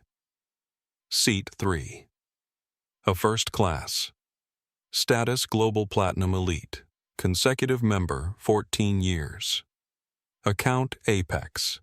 Capital Partners, LLC, VIP, Tier 1. Payment method. Full fare verified 0 flags. Passenger notes. Priority boarding. Do not delay. The gate read this. Not all of them could see the screen from where they stood, but the people near the podium could, and they read it, and the information moved outward through the gate in the same wave pattern as Raymond's announcement carried by voices and turned heads and the specific low sound of 280 people revising their understanding of what they had just witnessed. Derek Holt read every line of the screen aloud to his viewers slowly and deliberately, the way a person reads a document whose contents are significant enough to warrant care. Global Platinum Elite, he said. 14 consecutive years. VIP Tier 1. Full fare. 0 flags. He let a pause sit. She told him his payment was flagged. You just watched the machine give its answer. The machine that has never met him. The machine that does not know what he looks like. His viewer counts 6,240. The comments were impossible to keep up with. He stopped trying. Margot Sullivan, from her position near the front of the priority lane, said in a voice that was not raised but was not quiet. 14 years, and she called it fraud. The diamond medallion man behind her said nothing. He looked at the screen. He looked at Marcus. He looked at the floor. He seemed to be doing some private accounting. Elena Vasquez, still standing in the restricted area, felt something release in her chest that had been held tight for a long time. Not relief exactly. The situation was not resolved. There were still too many things in motion for it to feel like resolution. Something closer to confirmation. The thing she had known for 2 years was true was now on a screen where everyone could see it stated in the clean, unambiguous language of institutional record. 0 flags. It had always been 0 flags. On every passenger, Donna had stopped the way she had stopped Marcus. On every record, Elena had quietly reviewed after the fact, after the complaints that went nowhere, after the passenger who had missed their flight, and been told by customer service that the gate agent had followed appropriate protocol. 0 flags. Always 0 flags. The flags lived in Donna's head, assembled from information the reservation system did not contain, and the machine could not read. Marcus picked up his passport from the counter where Donna had set it down. He held it in his hand for a moment. He looked at the screen.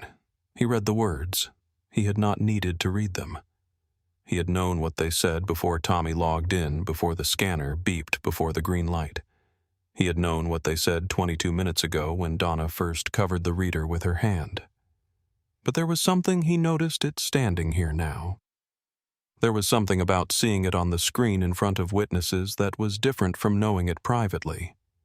Something that mattered. Not for his dignity, which had never required external confirmation. For the record. For the other people who had stood at this podium and not had their 0 flags publicly confirmed. Raymond beside him said quietly, "That is what the record shows. That is what it always showed." Donna behind them had not spoken since her session closed. She was still standing at the counter. Her name tag was still perfectly angled. Her uniform was still pressed. But something in the way she occupied the space had changed. She was no longer behind her podium. She was simply standing in a restricted area that no longer felt like hers. The machine, Marcus said, not to Raymond, not to anyone in particular, just into the gate. The machine beeped green. It was always going to beep green. He said it quietly. It reached most of the gate anyway. Tommy stood back from the keyboard. He looked at Marcus. He looked at the boarding pass confirmation still glowing on the screen. He said in the voice of someone who has decided something, "Mr. Webb, you are clear for boarding, sir. I am sorry you waited." Marcus looked at him. He nodded once. He looked at Raymond. "Raymond, there are things that need to be handled here. Go catch your flight. The documents cannot wait." Marcus. "I know." Raymond. "Raymond, I know. They did not need more than that." Raymond turned to face the gate. He did not raise his voice. He did not perform the moment. He stood in the center of the restricted gate area, and he spoke with the calm, carrying authority of a man who has been in rooms where the stakes were very high for a very long time, and has learned that the most consequential things are said without theater. For the people who were closest to the podium, every word was clear. For the people farther back, Derek Holt's phone was doing the work. He had turned his camera toward Raymond, and increased his volume slightly, narrating under his breath for viewers who had just joined. Raymond looked at Officer Callahan first. "You responded to a distress call," he said. "You were doing your job exactly as you were trained to do it. What I observed you do, the hesitation before you acted, the willingness to ask questions, the decision to listen to the junior agent's account, that hesitation was correct. It is the right instinct. I am glad you followed it." Callahan, still standing back from the podium, nodded. He looked at Marcus. He seemed to want to say something more significant than his training gave him language for. He said, "Mr. Webb, my apologies. Marcus, you hesitated when it mattered. That counts." Callahan exhaled. He straightened. He and Davis moved farther back, clearing the space around the podium with the quiet efficiency of two people who understand that the situation has moved past the point where their presence is the relevant thing. Raymond turned to the gate.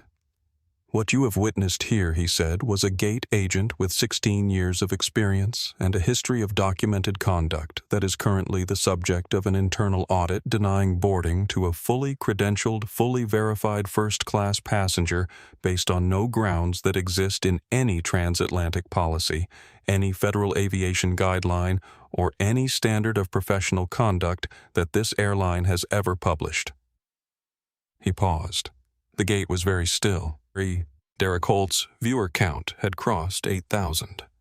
He was reading Raymond's words back into his camera in real time, slowly for viewers who needed them, stated twice. "This passenger," Raymond continued, "is Marcus Webb. He is the founding partner of Apex Capital Partners, a firm managing $23 billion in assets and currently finalizing a $2.4 billion capital investment in transatlantic airways. He is on any reasonable accounting among the most important people currently connected to this company's survival." Another pause. Raymond looked at Donna. "He is also my son-in-law."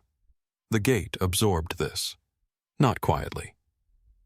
Margot Sullivan let out a sharp exhale, not a gasp.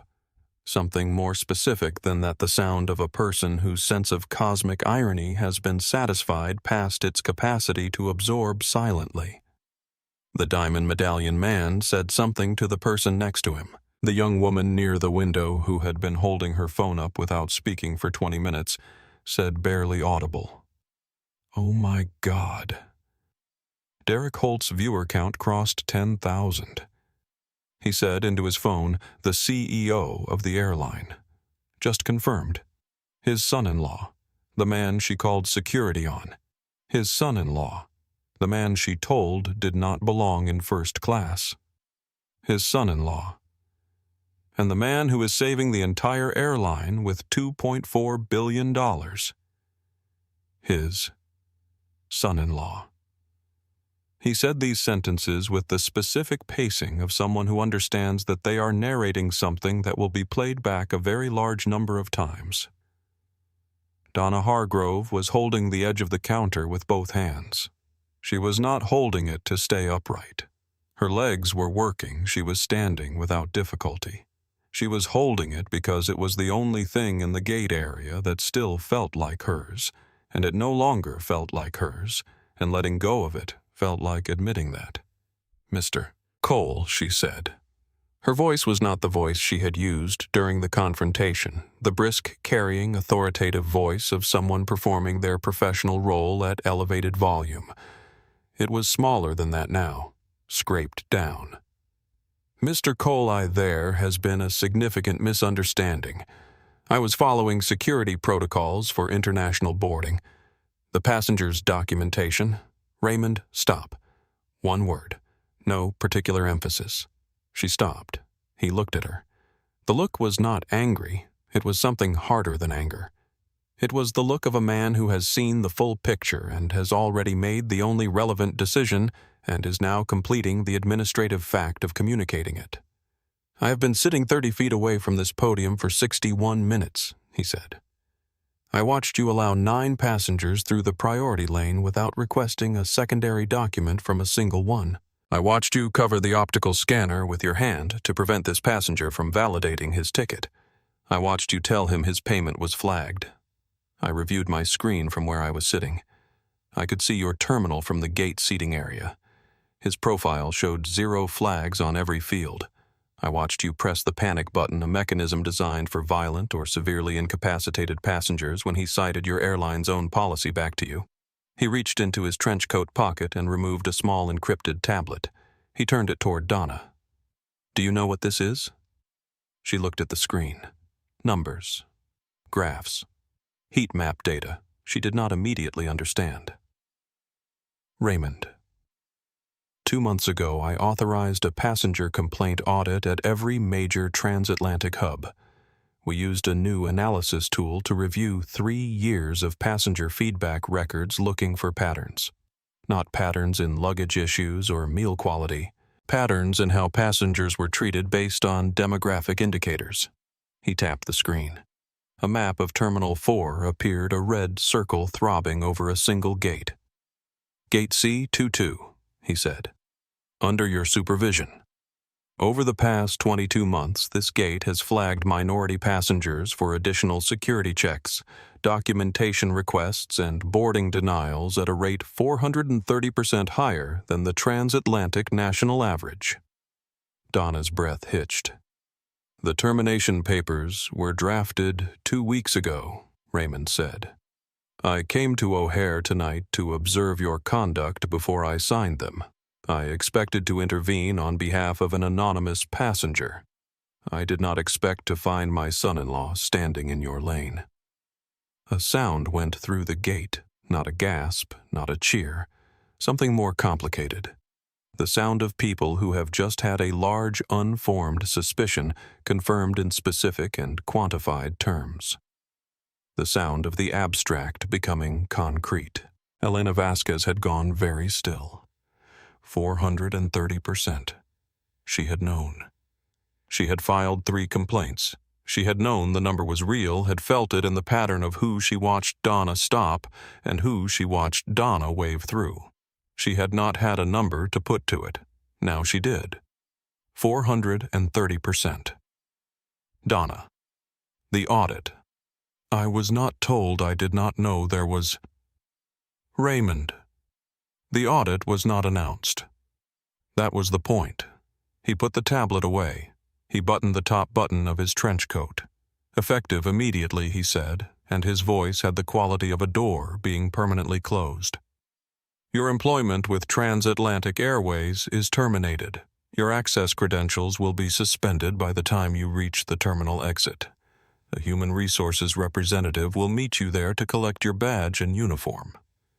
Donna opened her mouth. Raymond, your pension eligibility will be reviewed by our legal department in light of the documented conduct violations. That review is not something I control or will influence. It will be conducted by the appropriate people through the appropriate process. He said this without cruelty. He said it the way you close a chapter, not with satisfaction, not with regret, with the flat and necessary finality of something that has been decided and is now simply being stated. Tommy, Raymond said, Yes, sir. When you are ready to resume boarding process, the premium lane, anyone who has been waiting more than 5 minutes because of this interaction should receive a travel credit. Elena will know the right amount. Tommy? Yes, sir. Absolutely. Raymond looked at Elena. He said, Thank you for saying what you said.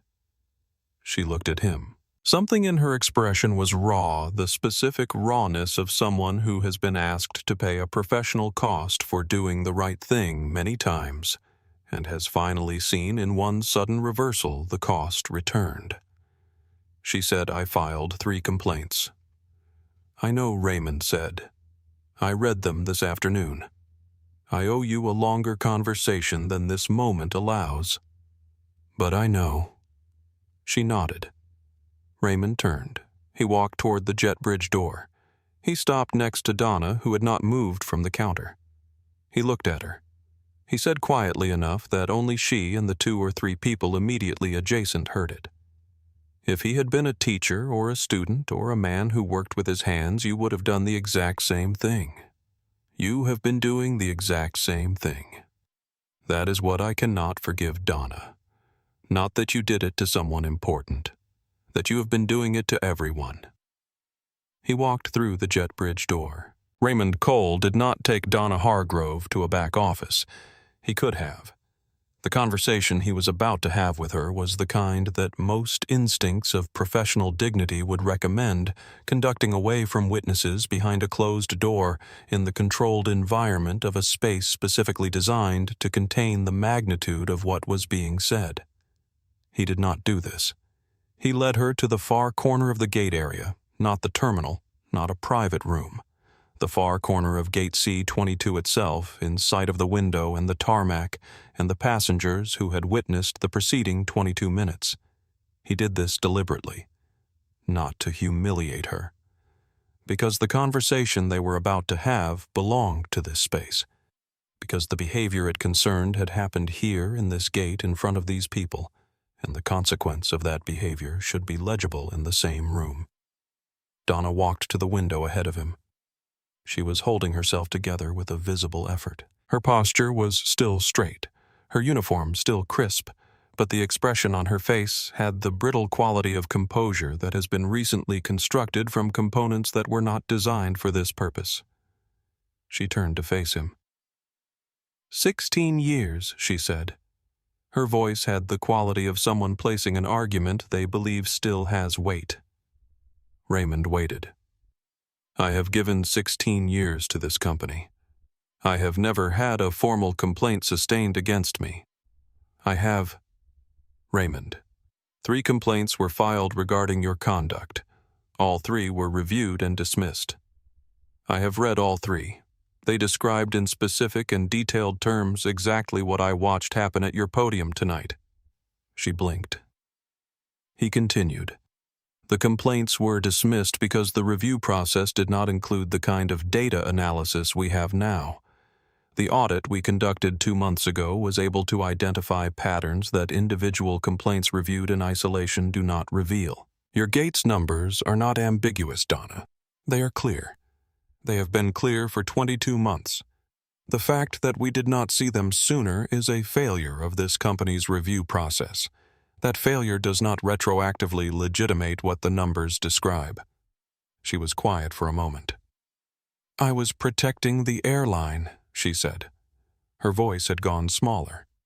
The words sounded, even as she said them, like something she was trying to believe rather than something she did believe. The instinct when I see something that does not fit, it is professional. It is experience. I was protecting. What you were protecting, Raymond said, is not what you think it is.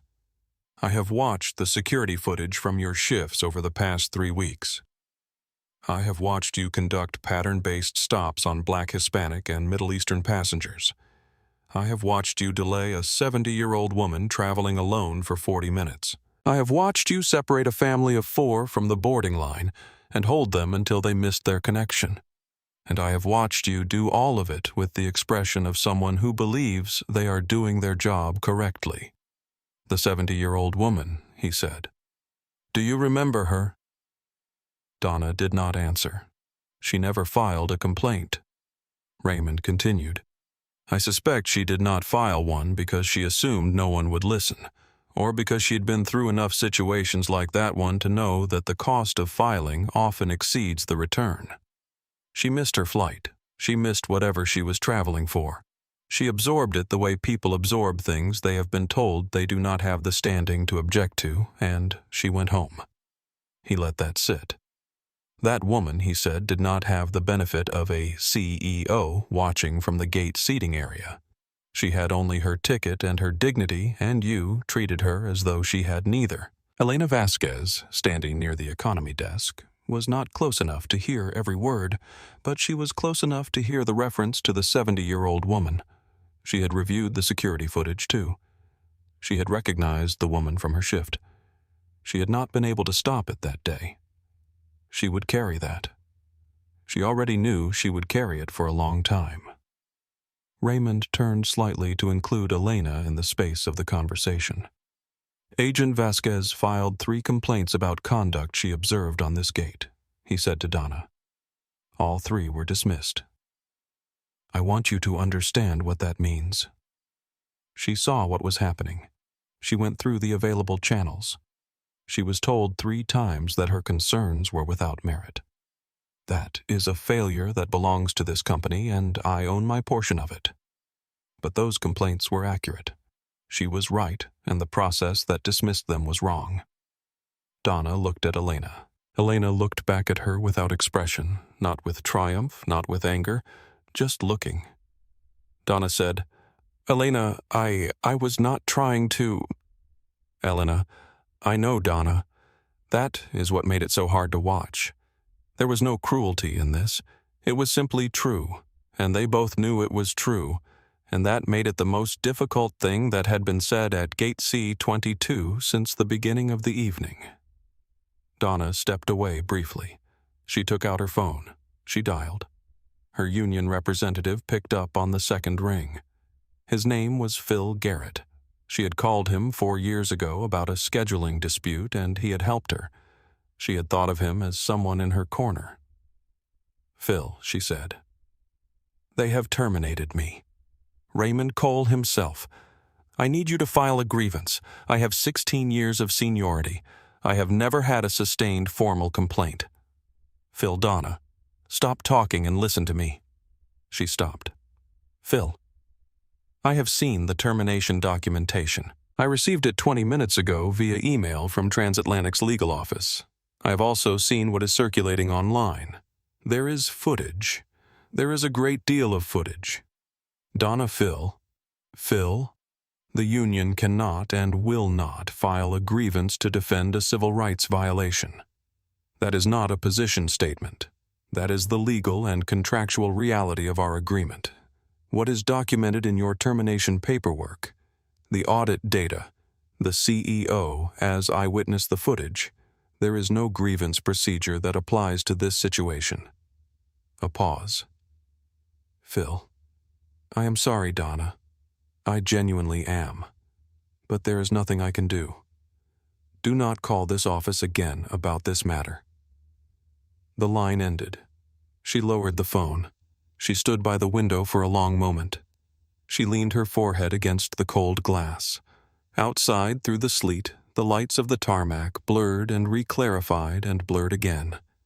16 years. 16 years of shifts and polished name tags and the specific narrow authority of her gate. All of it converging on this window in this cold corner in front of a gate full of strangers who were slowly, quietly beginning to board the flight she could no longer work. She became aware of a presence to her left. She turned. Marcus Webb was standing a few feet away. He had his duffel over one shoulder. He was not moving toward the jet bridge yet. He was looking at her. He was not gloating. There was no satisfaction in his face, no release of the tension of the past 22 minutes into relief or victory. He looked, she realized she had not expected this, like a tired man. A very tired man. He said, I am going to ask you to think about something. Not tonight. Maybe not for a while. She said nothing. Think about everyone who came through this gate when no one was watching, he said. When there was no Raymond Cole sitting in the corner. When there was no live stream running. Think about what happened to them. Think about the woman he mentioned, the 70-year-old. Think about the family that missed their connection. They had what I have a ticket, a name, a right to be here. They had nothing that I have a father-in-law 2 rows back, a portfolio that runs to 10 figures. He paused. What happened to them is what you did this evening, except no one was there to undo it. He did not wait for her response. He turned and walked to the jet bridge. He moved through the door without looking back. Donna watched him go. She stood at the window for a long time. The gate was boarding around her Tommy at the scanner, passengers filing past the ordinary machinery of transit, resuming as though the preceding 30 minutes had been a weather event unfortunate and now past. No one spoke to her. Tommy processed the priority lane with focused, efficient care, Helena returned to the economy desk and worked through the boarding groups with the particular attention of someone who is making a point to themselves as much as to anyone else, looking at each passenger greeting, each one treating each one as the simple and complete fact of a person who is here and has a right to be. Derek Holt's viewer count had crossed 15,000. He said into his camera from his seat near the pillar where he had watched the entire thing unfold 14 minutes at the gate. 22 months of a pattern that no one stopped, 16 years of a career, and a man in a faded navy hoodie who never raised his voice. Not once. Let that settle. Margot Sullivan passed his camera on her way to the jet bridge. She paused. She said to no one in particular, but toward the camera, "Someone is going to remember tonight for a very long time." Derek. "A lot of someones," he said. Viewer count 18,400. The jet bridge was its own world. Not a comfortable one, narrow and slightly curved with the particular institutional lighting that flatters nothing, and the ambient sound of the aircraft's auxiliary power unit humming through the walls. But it was separate from the gate. The sound of the gate did not follow him here. The phones, the crowd, the 22 minutes of standing in the same spot while the world decided whether to confirm what it had already decided, none of that followed him past the door. He walked the length of the bridge at the same unhurried pace he had moved through the priority lane, which was the same pace he had moved through the airport, which was the same pace he had moved through every room tonight. The pace did not change because the room did. It was his pace. It had been his pace for a long time. He stepped through the aircraft door. The first-class cabin was exactly what first-class cabins on long-haul transatlantic flights are designed to be: a careful, expensive argument that the next 8 hours can be qualitatively different from the 8 hours that preceded them. Dim lighting, amber and low. The smell of fresh linen and the very faint scent of whatever the cleaning crew used that was designed to smell like nothing and succeeded only partially. Navy leather on the seat pods, each one its own enclosed space, its own contained world. The lead flight attendant, a woman named Adriana, who had been with Transatlantic for 12 years and had the manner of someone who has learned to read a situation very quickly and respond to it with professional precision, was at the door. She had been briefed, not by Raymond directly, by Tommy Briggs, who had called the aircraft from the jet bridge in a breathless, barely coherent summary that had taken Adriana 30 seconds to fully absorb and another 30 seconds to set aside in the specific compartment where she kept information that required a different kind of response than standard protocol. She looked at Marcus when he stepped through the door. She said, "Mr. Webb, on behalf of the crew, I want to offer our sincere apologies for what happened at the gate. It should not have happened. It is not representative of how this airline should operate or how you should have been treated." Marcus looked at her. He took in the expression on her face, not the practiced professional apology of someone completing a customer service step, but something more human. The particular discomfort of someone who is professionally associated with an institution that has just publicly failed in a visible way and is genuinely embarrassed by the association. He said, "Thank you, Adriana. I appreciate that. Please just treat me like any other passenger. I need some sleep before we land." She looked at him for a moment longer.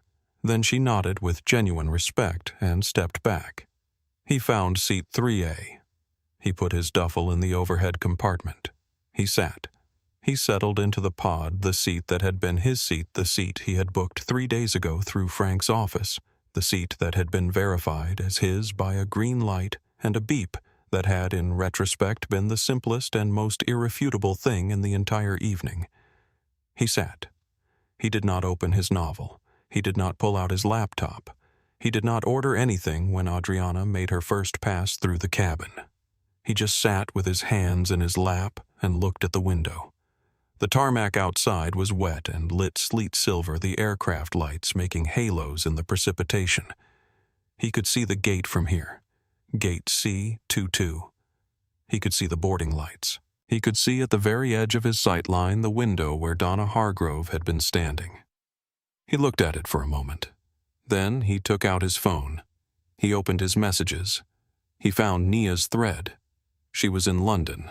She would be asleep or close to it depending on whether the day had been the kind of day that allowed sleep. He wrote, boarded. Small situation at the gate. Your father handled it. Tell him I said he waited too long, but not too long. See you at breakfast. He read the message back. He added, the machine beeped green. He knew she would understand. She was the only other person in the world who would know exactly why that sentence was the important one. He sent it. He locked the phone. He looked at the window. The adrenaline was leaving his system. He could feel it going the way you feel the subtraction of something that was holding you at a particular altitude and is now releasing. What replaced it was not relief exactly, not satisfaction. Something quieter and heavier than both. He was thinking about the audit data Raymond had shown Donna. 430%, 22 months. He was thinking about all the people who had stood in line at Gate C-22 in those 22 months. All the people Donna Hargrove had stopped. He was thinking about what those people had: a ticket, a passport, a right, and what they did not have. A father-in-law watching from the corner. An assistant on standby. 18 years of building something undeniable. A name that, when spoken into the right space, reclassified the entire situation. Most of them had gone home. Some of them had missed their flights. Some of them had filed complaints that went nowhere. Some of them had not filed anything because they knew from long experience what filing cost and what it returned. All of them had absorbed it and moved on. The way you absorb and move on from things that are too large and too old to address head-on and carry it with them one more increment in the weight of a life lived under that particular and enduring pressure. He had won tonight. He knew this clearly, and without false modesty. He had been vindicated publicly, decisively, with the full weight of institutional authority behind the vindication. And that vindication was the rarest thing in the world. Most people who stood where he stood never got it. They got the green light from the scanner 2 hours later after the gate was empty when no one was watching. Or they did not get it at all. He leaned his seat back. He closed his eyes. He thought the machine beeped green. It was always going to beep green, for all of them. It always was. The plane began to move. He was asleep before they reached the runway. Raymond Cole was in the employee break room behind the ticket counters before the jet bridge door had closed. He had his phone out before he sat down. He dialed his chief operations officer, a man named Paul Reeves, who had been with Transatlantic for 11 years, and who picked up Raymond's calls at 11 at night without complaint, because 11 at night was not late by the standards of the years they had spent working together. Paul Raymond said. Raymond. Paul's voice was alert, the specific alertness of someone who has been tracking a developing situation and has been waiting for this call. I have seen the footage. I have 17 messages from the PR team. Tell me what you need. Raymond Donna Hargrove is terminated. Effective this evening. The credentials revocation needs to be global, every transatlantic hub, every partner system. Legal needs to begin the pension review based on breach of conduct provisions. The audit documentation is sufficient. Paul Dunn. HR is already in motion. What about the passenger, Raymond Marcus Webb? He is in the air. He does not need anything from us except what he should have had from the beginning. A pause. Paul Raymond. The footage is significant. It is already beyond 100,000 views on Derek Holt's platform alone. There are clips circulating on 3 other platforms. This is going to be national news by morning. Raymond, I know. Paul. Do you want the PR team to draft something, Raymond? No. I will draft the statement. I want it out before midnight. No corporate language, no passive constructions. No values language without specifics about what we are actually doing. We say what happened. We say who it happened to. We say what we did about it, and we say what comes next. Clear sentences, plain language. Paul, and what does come next? Raymond was quiet for a moment. "Then I will tell you in a minute.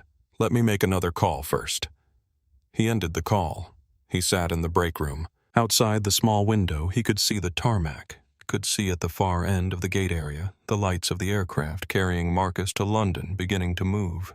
He had told Marcus he was sorry. He had meant it, meaning it did not make it sufficient. He had sat in that gate area for 61 minutes. He had watched Donna Hargrove operate her system for 61 minutes with the clinical patience of an observer who understood that the documentation needed to be comprehensive, that the record needed to be unambiguous, that the institutional process required the full picture. And a man he loved, a man he had watched build something extraordinary from the specific and irreducible fact of his own ability and determination, had stood alone at a podium for 22 minutes while Raymond sat 30 feet away and gathered evidence. He thought about what Marcus had said. "You should have let the machine do its job 12 minutes ago." The machine had been ready to do its job from the moment Marcus stepped into the priority lane. It was always ready. It beeped green every time. All it needed was for someone to stop covering it. He had been covering it, not with his hand the way Donna had covered it with hers, but by sitting still and watching when he could have stood up and moved. That was its own kind of covering. He sat with this for a few minutes. He did not try to rationalize it or extenuate it. He had done a thing he should have done sooner. That was the fact. Facts were not comfortable or uncomfortable.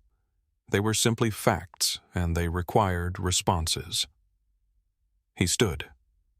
He went back out to the gate. Elena Vasquez was at the economy desk processing the last of the boarding groups. She moved with the quiet efficiency of someone who has been doing their job correctly all along, and is now simply continuing to do it in conditions that are calmer and more appropriate.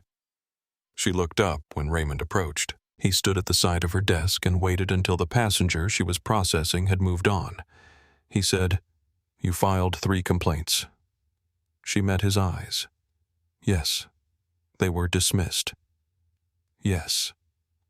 Raymond, that is a failure of this company. The process that dismissed them was not adequate to the information they contained. I cannot undo those dismissals. I can tell you that the information in them has been part of the basis for the action taken tonight, and that the process that dismissed them will be changed. Elena, what does changed look like, Raymond? It looks like direct reporting access. But more than that, it looks like the complaints being reviewed by someone who has the data context to recognize a pattern rather than evaluating each one in isolation. We have built that tool now. It should have existed years ago. Elena. Several years ago, yes. He nodded. She said, "I want to ask you something." He said, "Go ahead. When you were sitting in the gate area when you were watching, did you know it was going to be Marcus Raymond?" "No. I had no idea he was on this flight. I fly incognito precisely so that my travel choices do not shape what I observe. I came to Gate C-22 because the audit data flagged it. Marcus happened to be here." Elena processed this. "If it had not been Marcus," she said slowly, "if it had been someone else in that lane, a teacher, a student, anyone without all of this, would you have stood up?" He held the question. He gave it the full weight it deserved. "Eventually, I would like to tell you yes without reservation. I would like to tell you that I was sitting there because I was always planning to intervene, that the timing was strategic rather than deferred." He paused. "I think the honest answer is that I do not entirely know, and I think not knowing is itself something I need to sit with." Elena looked at him for a long time. Then she said, "I think you just told me more than most people in your position would." "Raymond, that does not make the 12 minutes right." "Elena, no. But it makes you the kind of person who knows that." He returned to the break room. He drafted the statement himself. No PR intermediary, no committee review. Just Raymond Cole at a small table with his phone and the plain language he had promised Paul. He wrote tonight at Gate C-22 of O'Hare International Airport, a transatlantic airways gate agent denied boarding to a fully credentialed first-class passenger on the basis of no valid reason under any policy this airline has ever published. The passenger presented a valid boarding pass and a United States passport. Both were verified by our systems as completely legitimate. The agent's conduct was discriminatory. Our CEO was present and witnessed the full interaction. The agent has been terminated effective immediately. We have zero tolerance for this conduct. We are sorry to this passenger and to every passenger who has been treated this way at any of our gates. We are also announcing an expansion of our internal audit program to all transatlantic hubs. The problem is not one gate. The problem is what we allowed to go unchecked for too long. That changes now. He read it back. He sent it to Paul. He stood at the window and watched the lights of the London flight disappear into the cloud cover. He said quietly to his own reflection, "I should have moved sooner." The reflection did not answer. It was enough to say it. By the time transatlantic Flight 914 reached cruising altitude somewhere over the darkness of the North Atlantic, the world had found the footage. Not found it the way you find something you were looking for. Found it the way the internet finds things that confirm something large and true about the world rapidly without coordinated effort through the organic and slightly terrifying efficiency of millions of people sharing a single piece of information because it says something they needed to see said. Derek Holt's live stream had been clipped into segments before he finished the broadcast. The clip that traveled fastest, that was shared, most embedded, most captioned most, was not the reveal. Not Raymond Cole removing his cap. Not the green light from the scanner. It was 24 seconds of Marcus Webb standing at the gate. Standing still.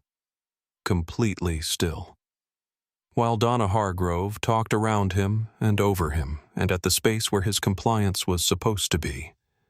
His face in the clip was not angry, not afraid, not the performance of dignity under pressure that people sometimes mistake for the real thing.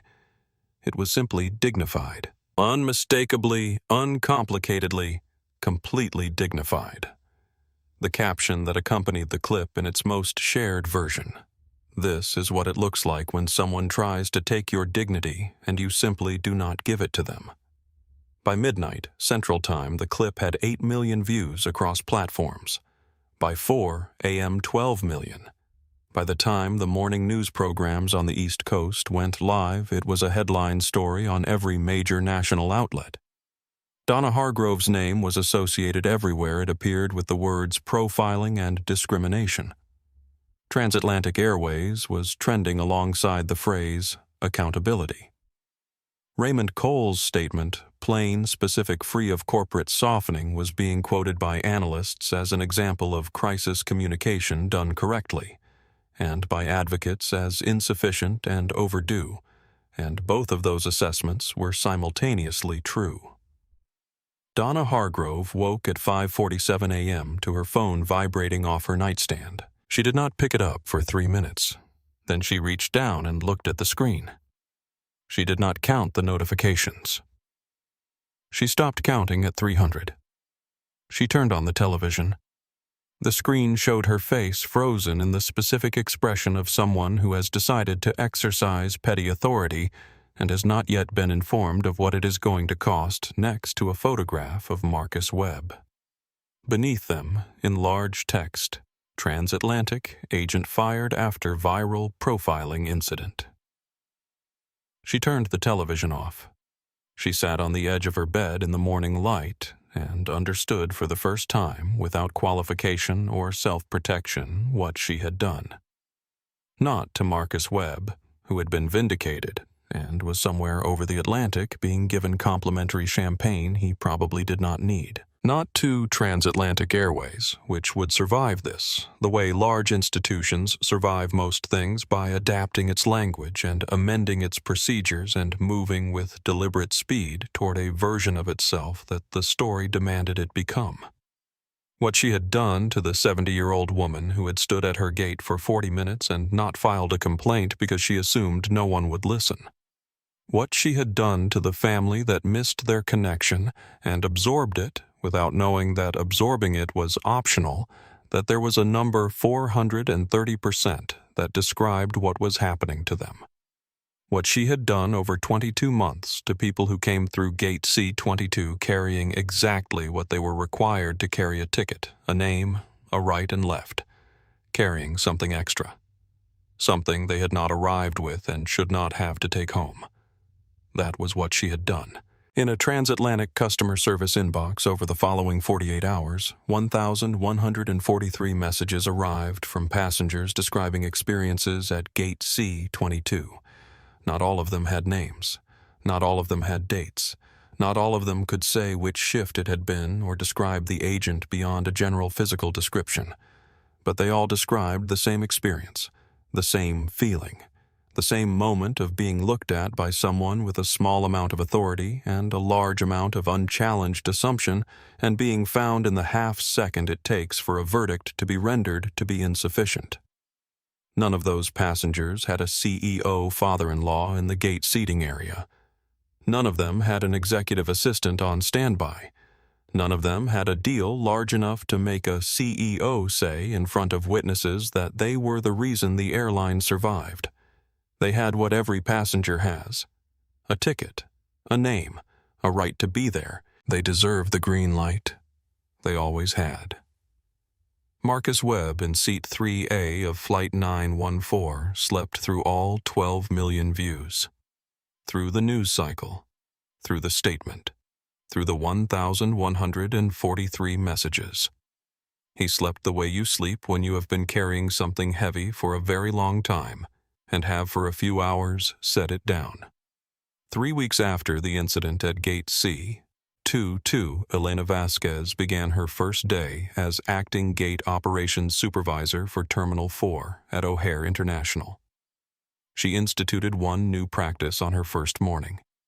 It was not in the handbook. It was not a formal policy.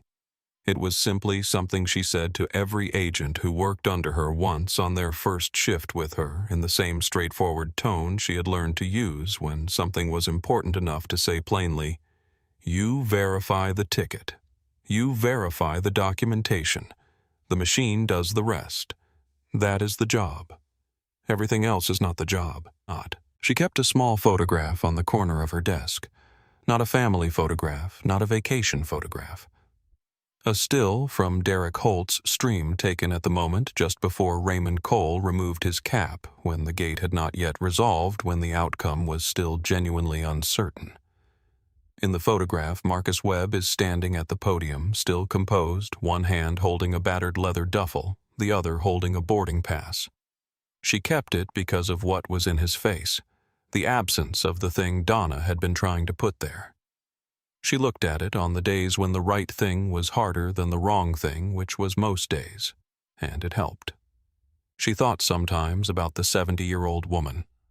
She hoped she had gotten where she was going. Marcus Webb signed the Apex Capital Partners merger agreement the following morning in London, in a glass-walled conference room above the Thames, wearing a gray suit that had been pressed in the hotel and carrying a gold pen that had belonged to his Uncle Robert, the man who had paid for half of his first interview suit and driven him to the store and said, straightening the slightly too long sleeves, "It is fine.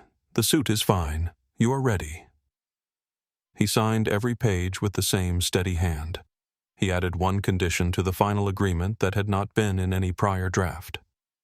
An independent passenger equity board funded by $40 million of the merger capital, with the authority to audit any gate, any terminal, any employee of transatlantic airways, without advance notice, without political consideration, without the need for a CEO to be present for it to have force.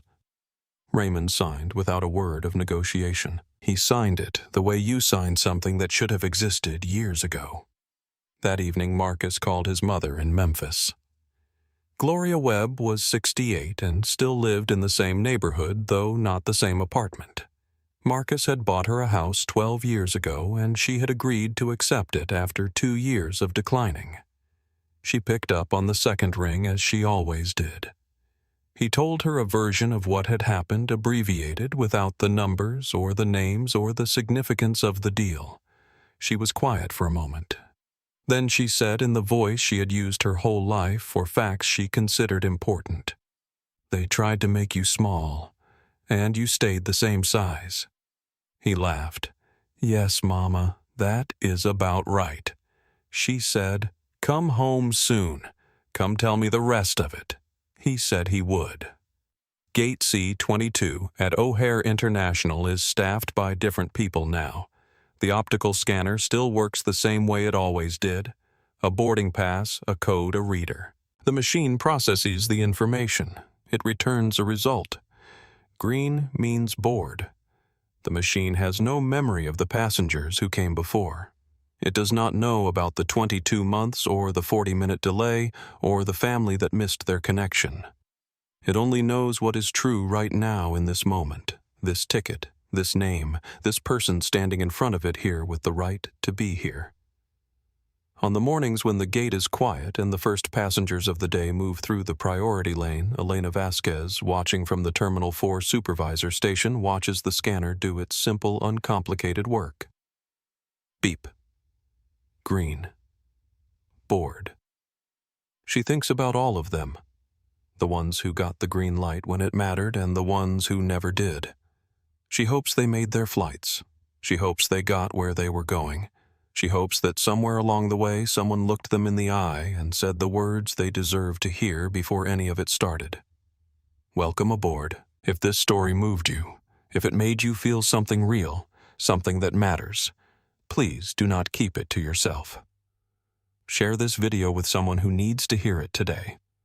Right now, before you scroll away, hit the like button. It costs you nothing, and it means everything to this channel and to the stories we tell here. And if you are not subscribed yet, join us. We are here every week with stories about dignity, about justice, about the quiet power of people who refuse to be made small. Subscribe, share. Come back for the next story. We will be here. And to every person who has ever stood in a line or a lobby or a gate, holding a valid ticket and waiting for someone to simply let the machine do its job, this story was for you. You always deserved the green light.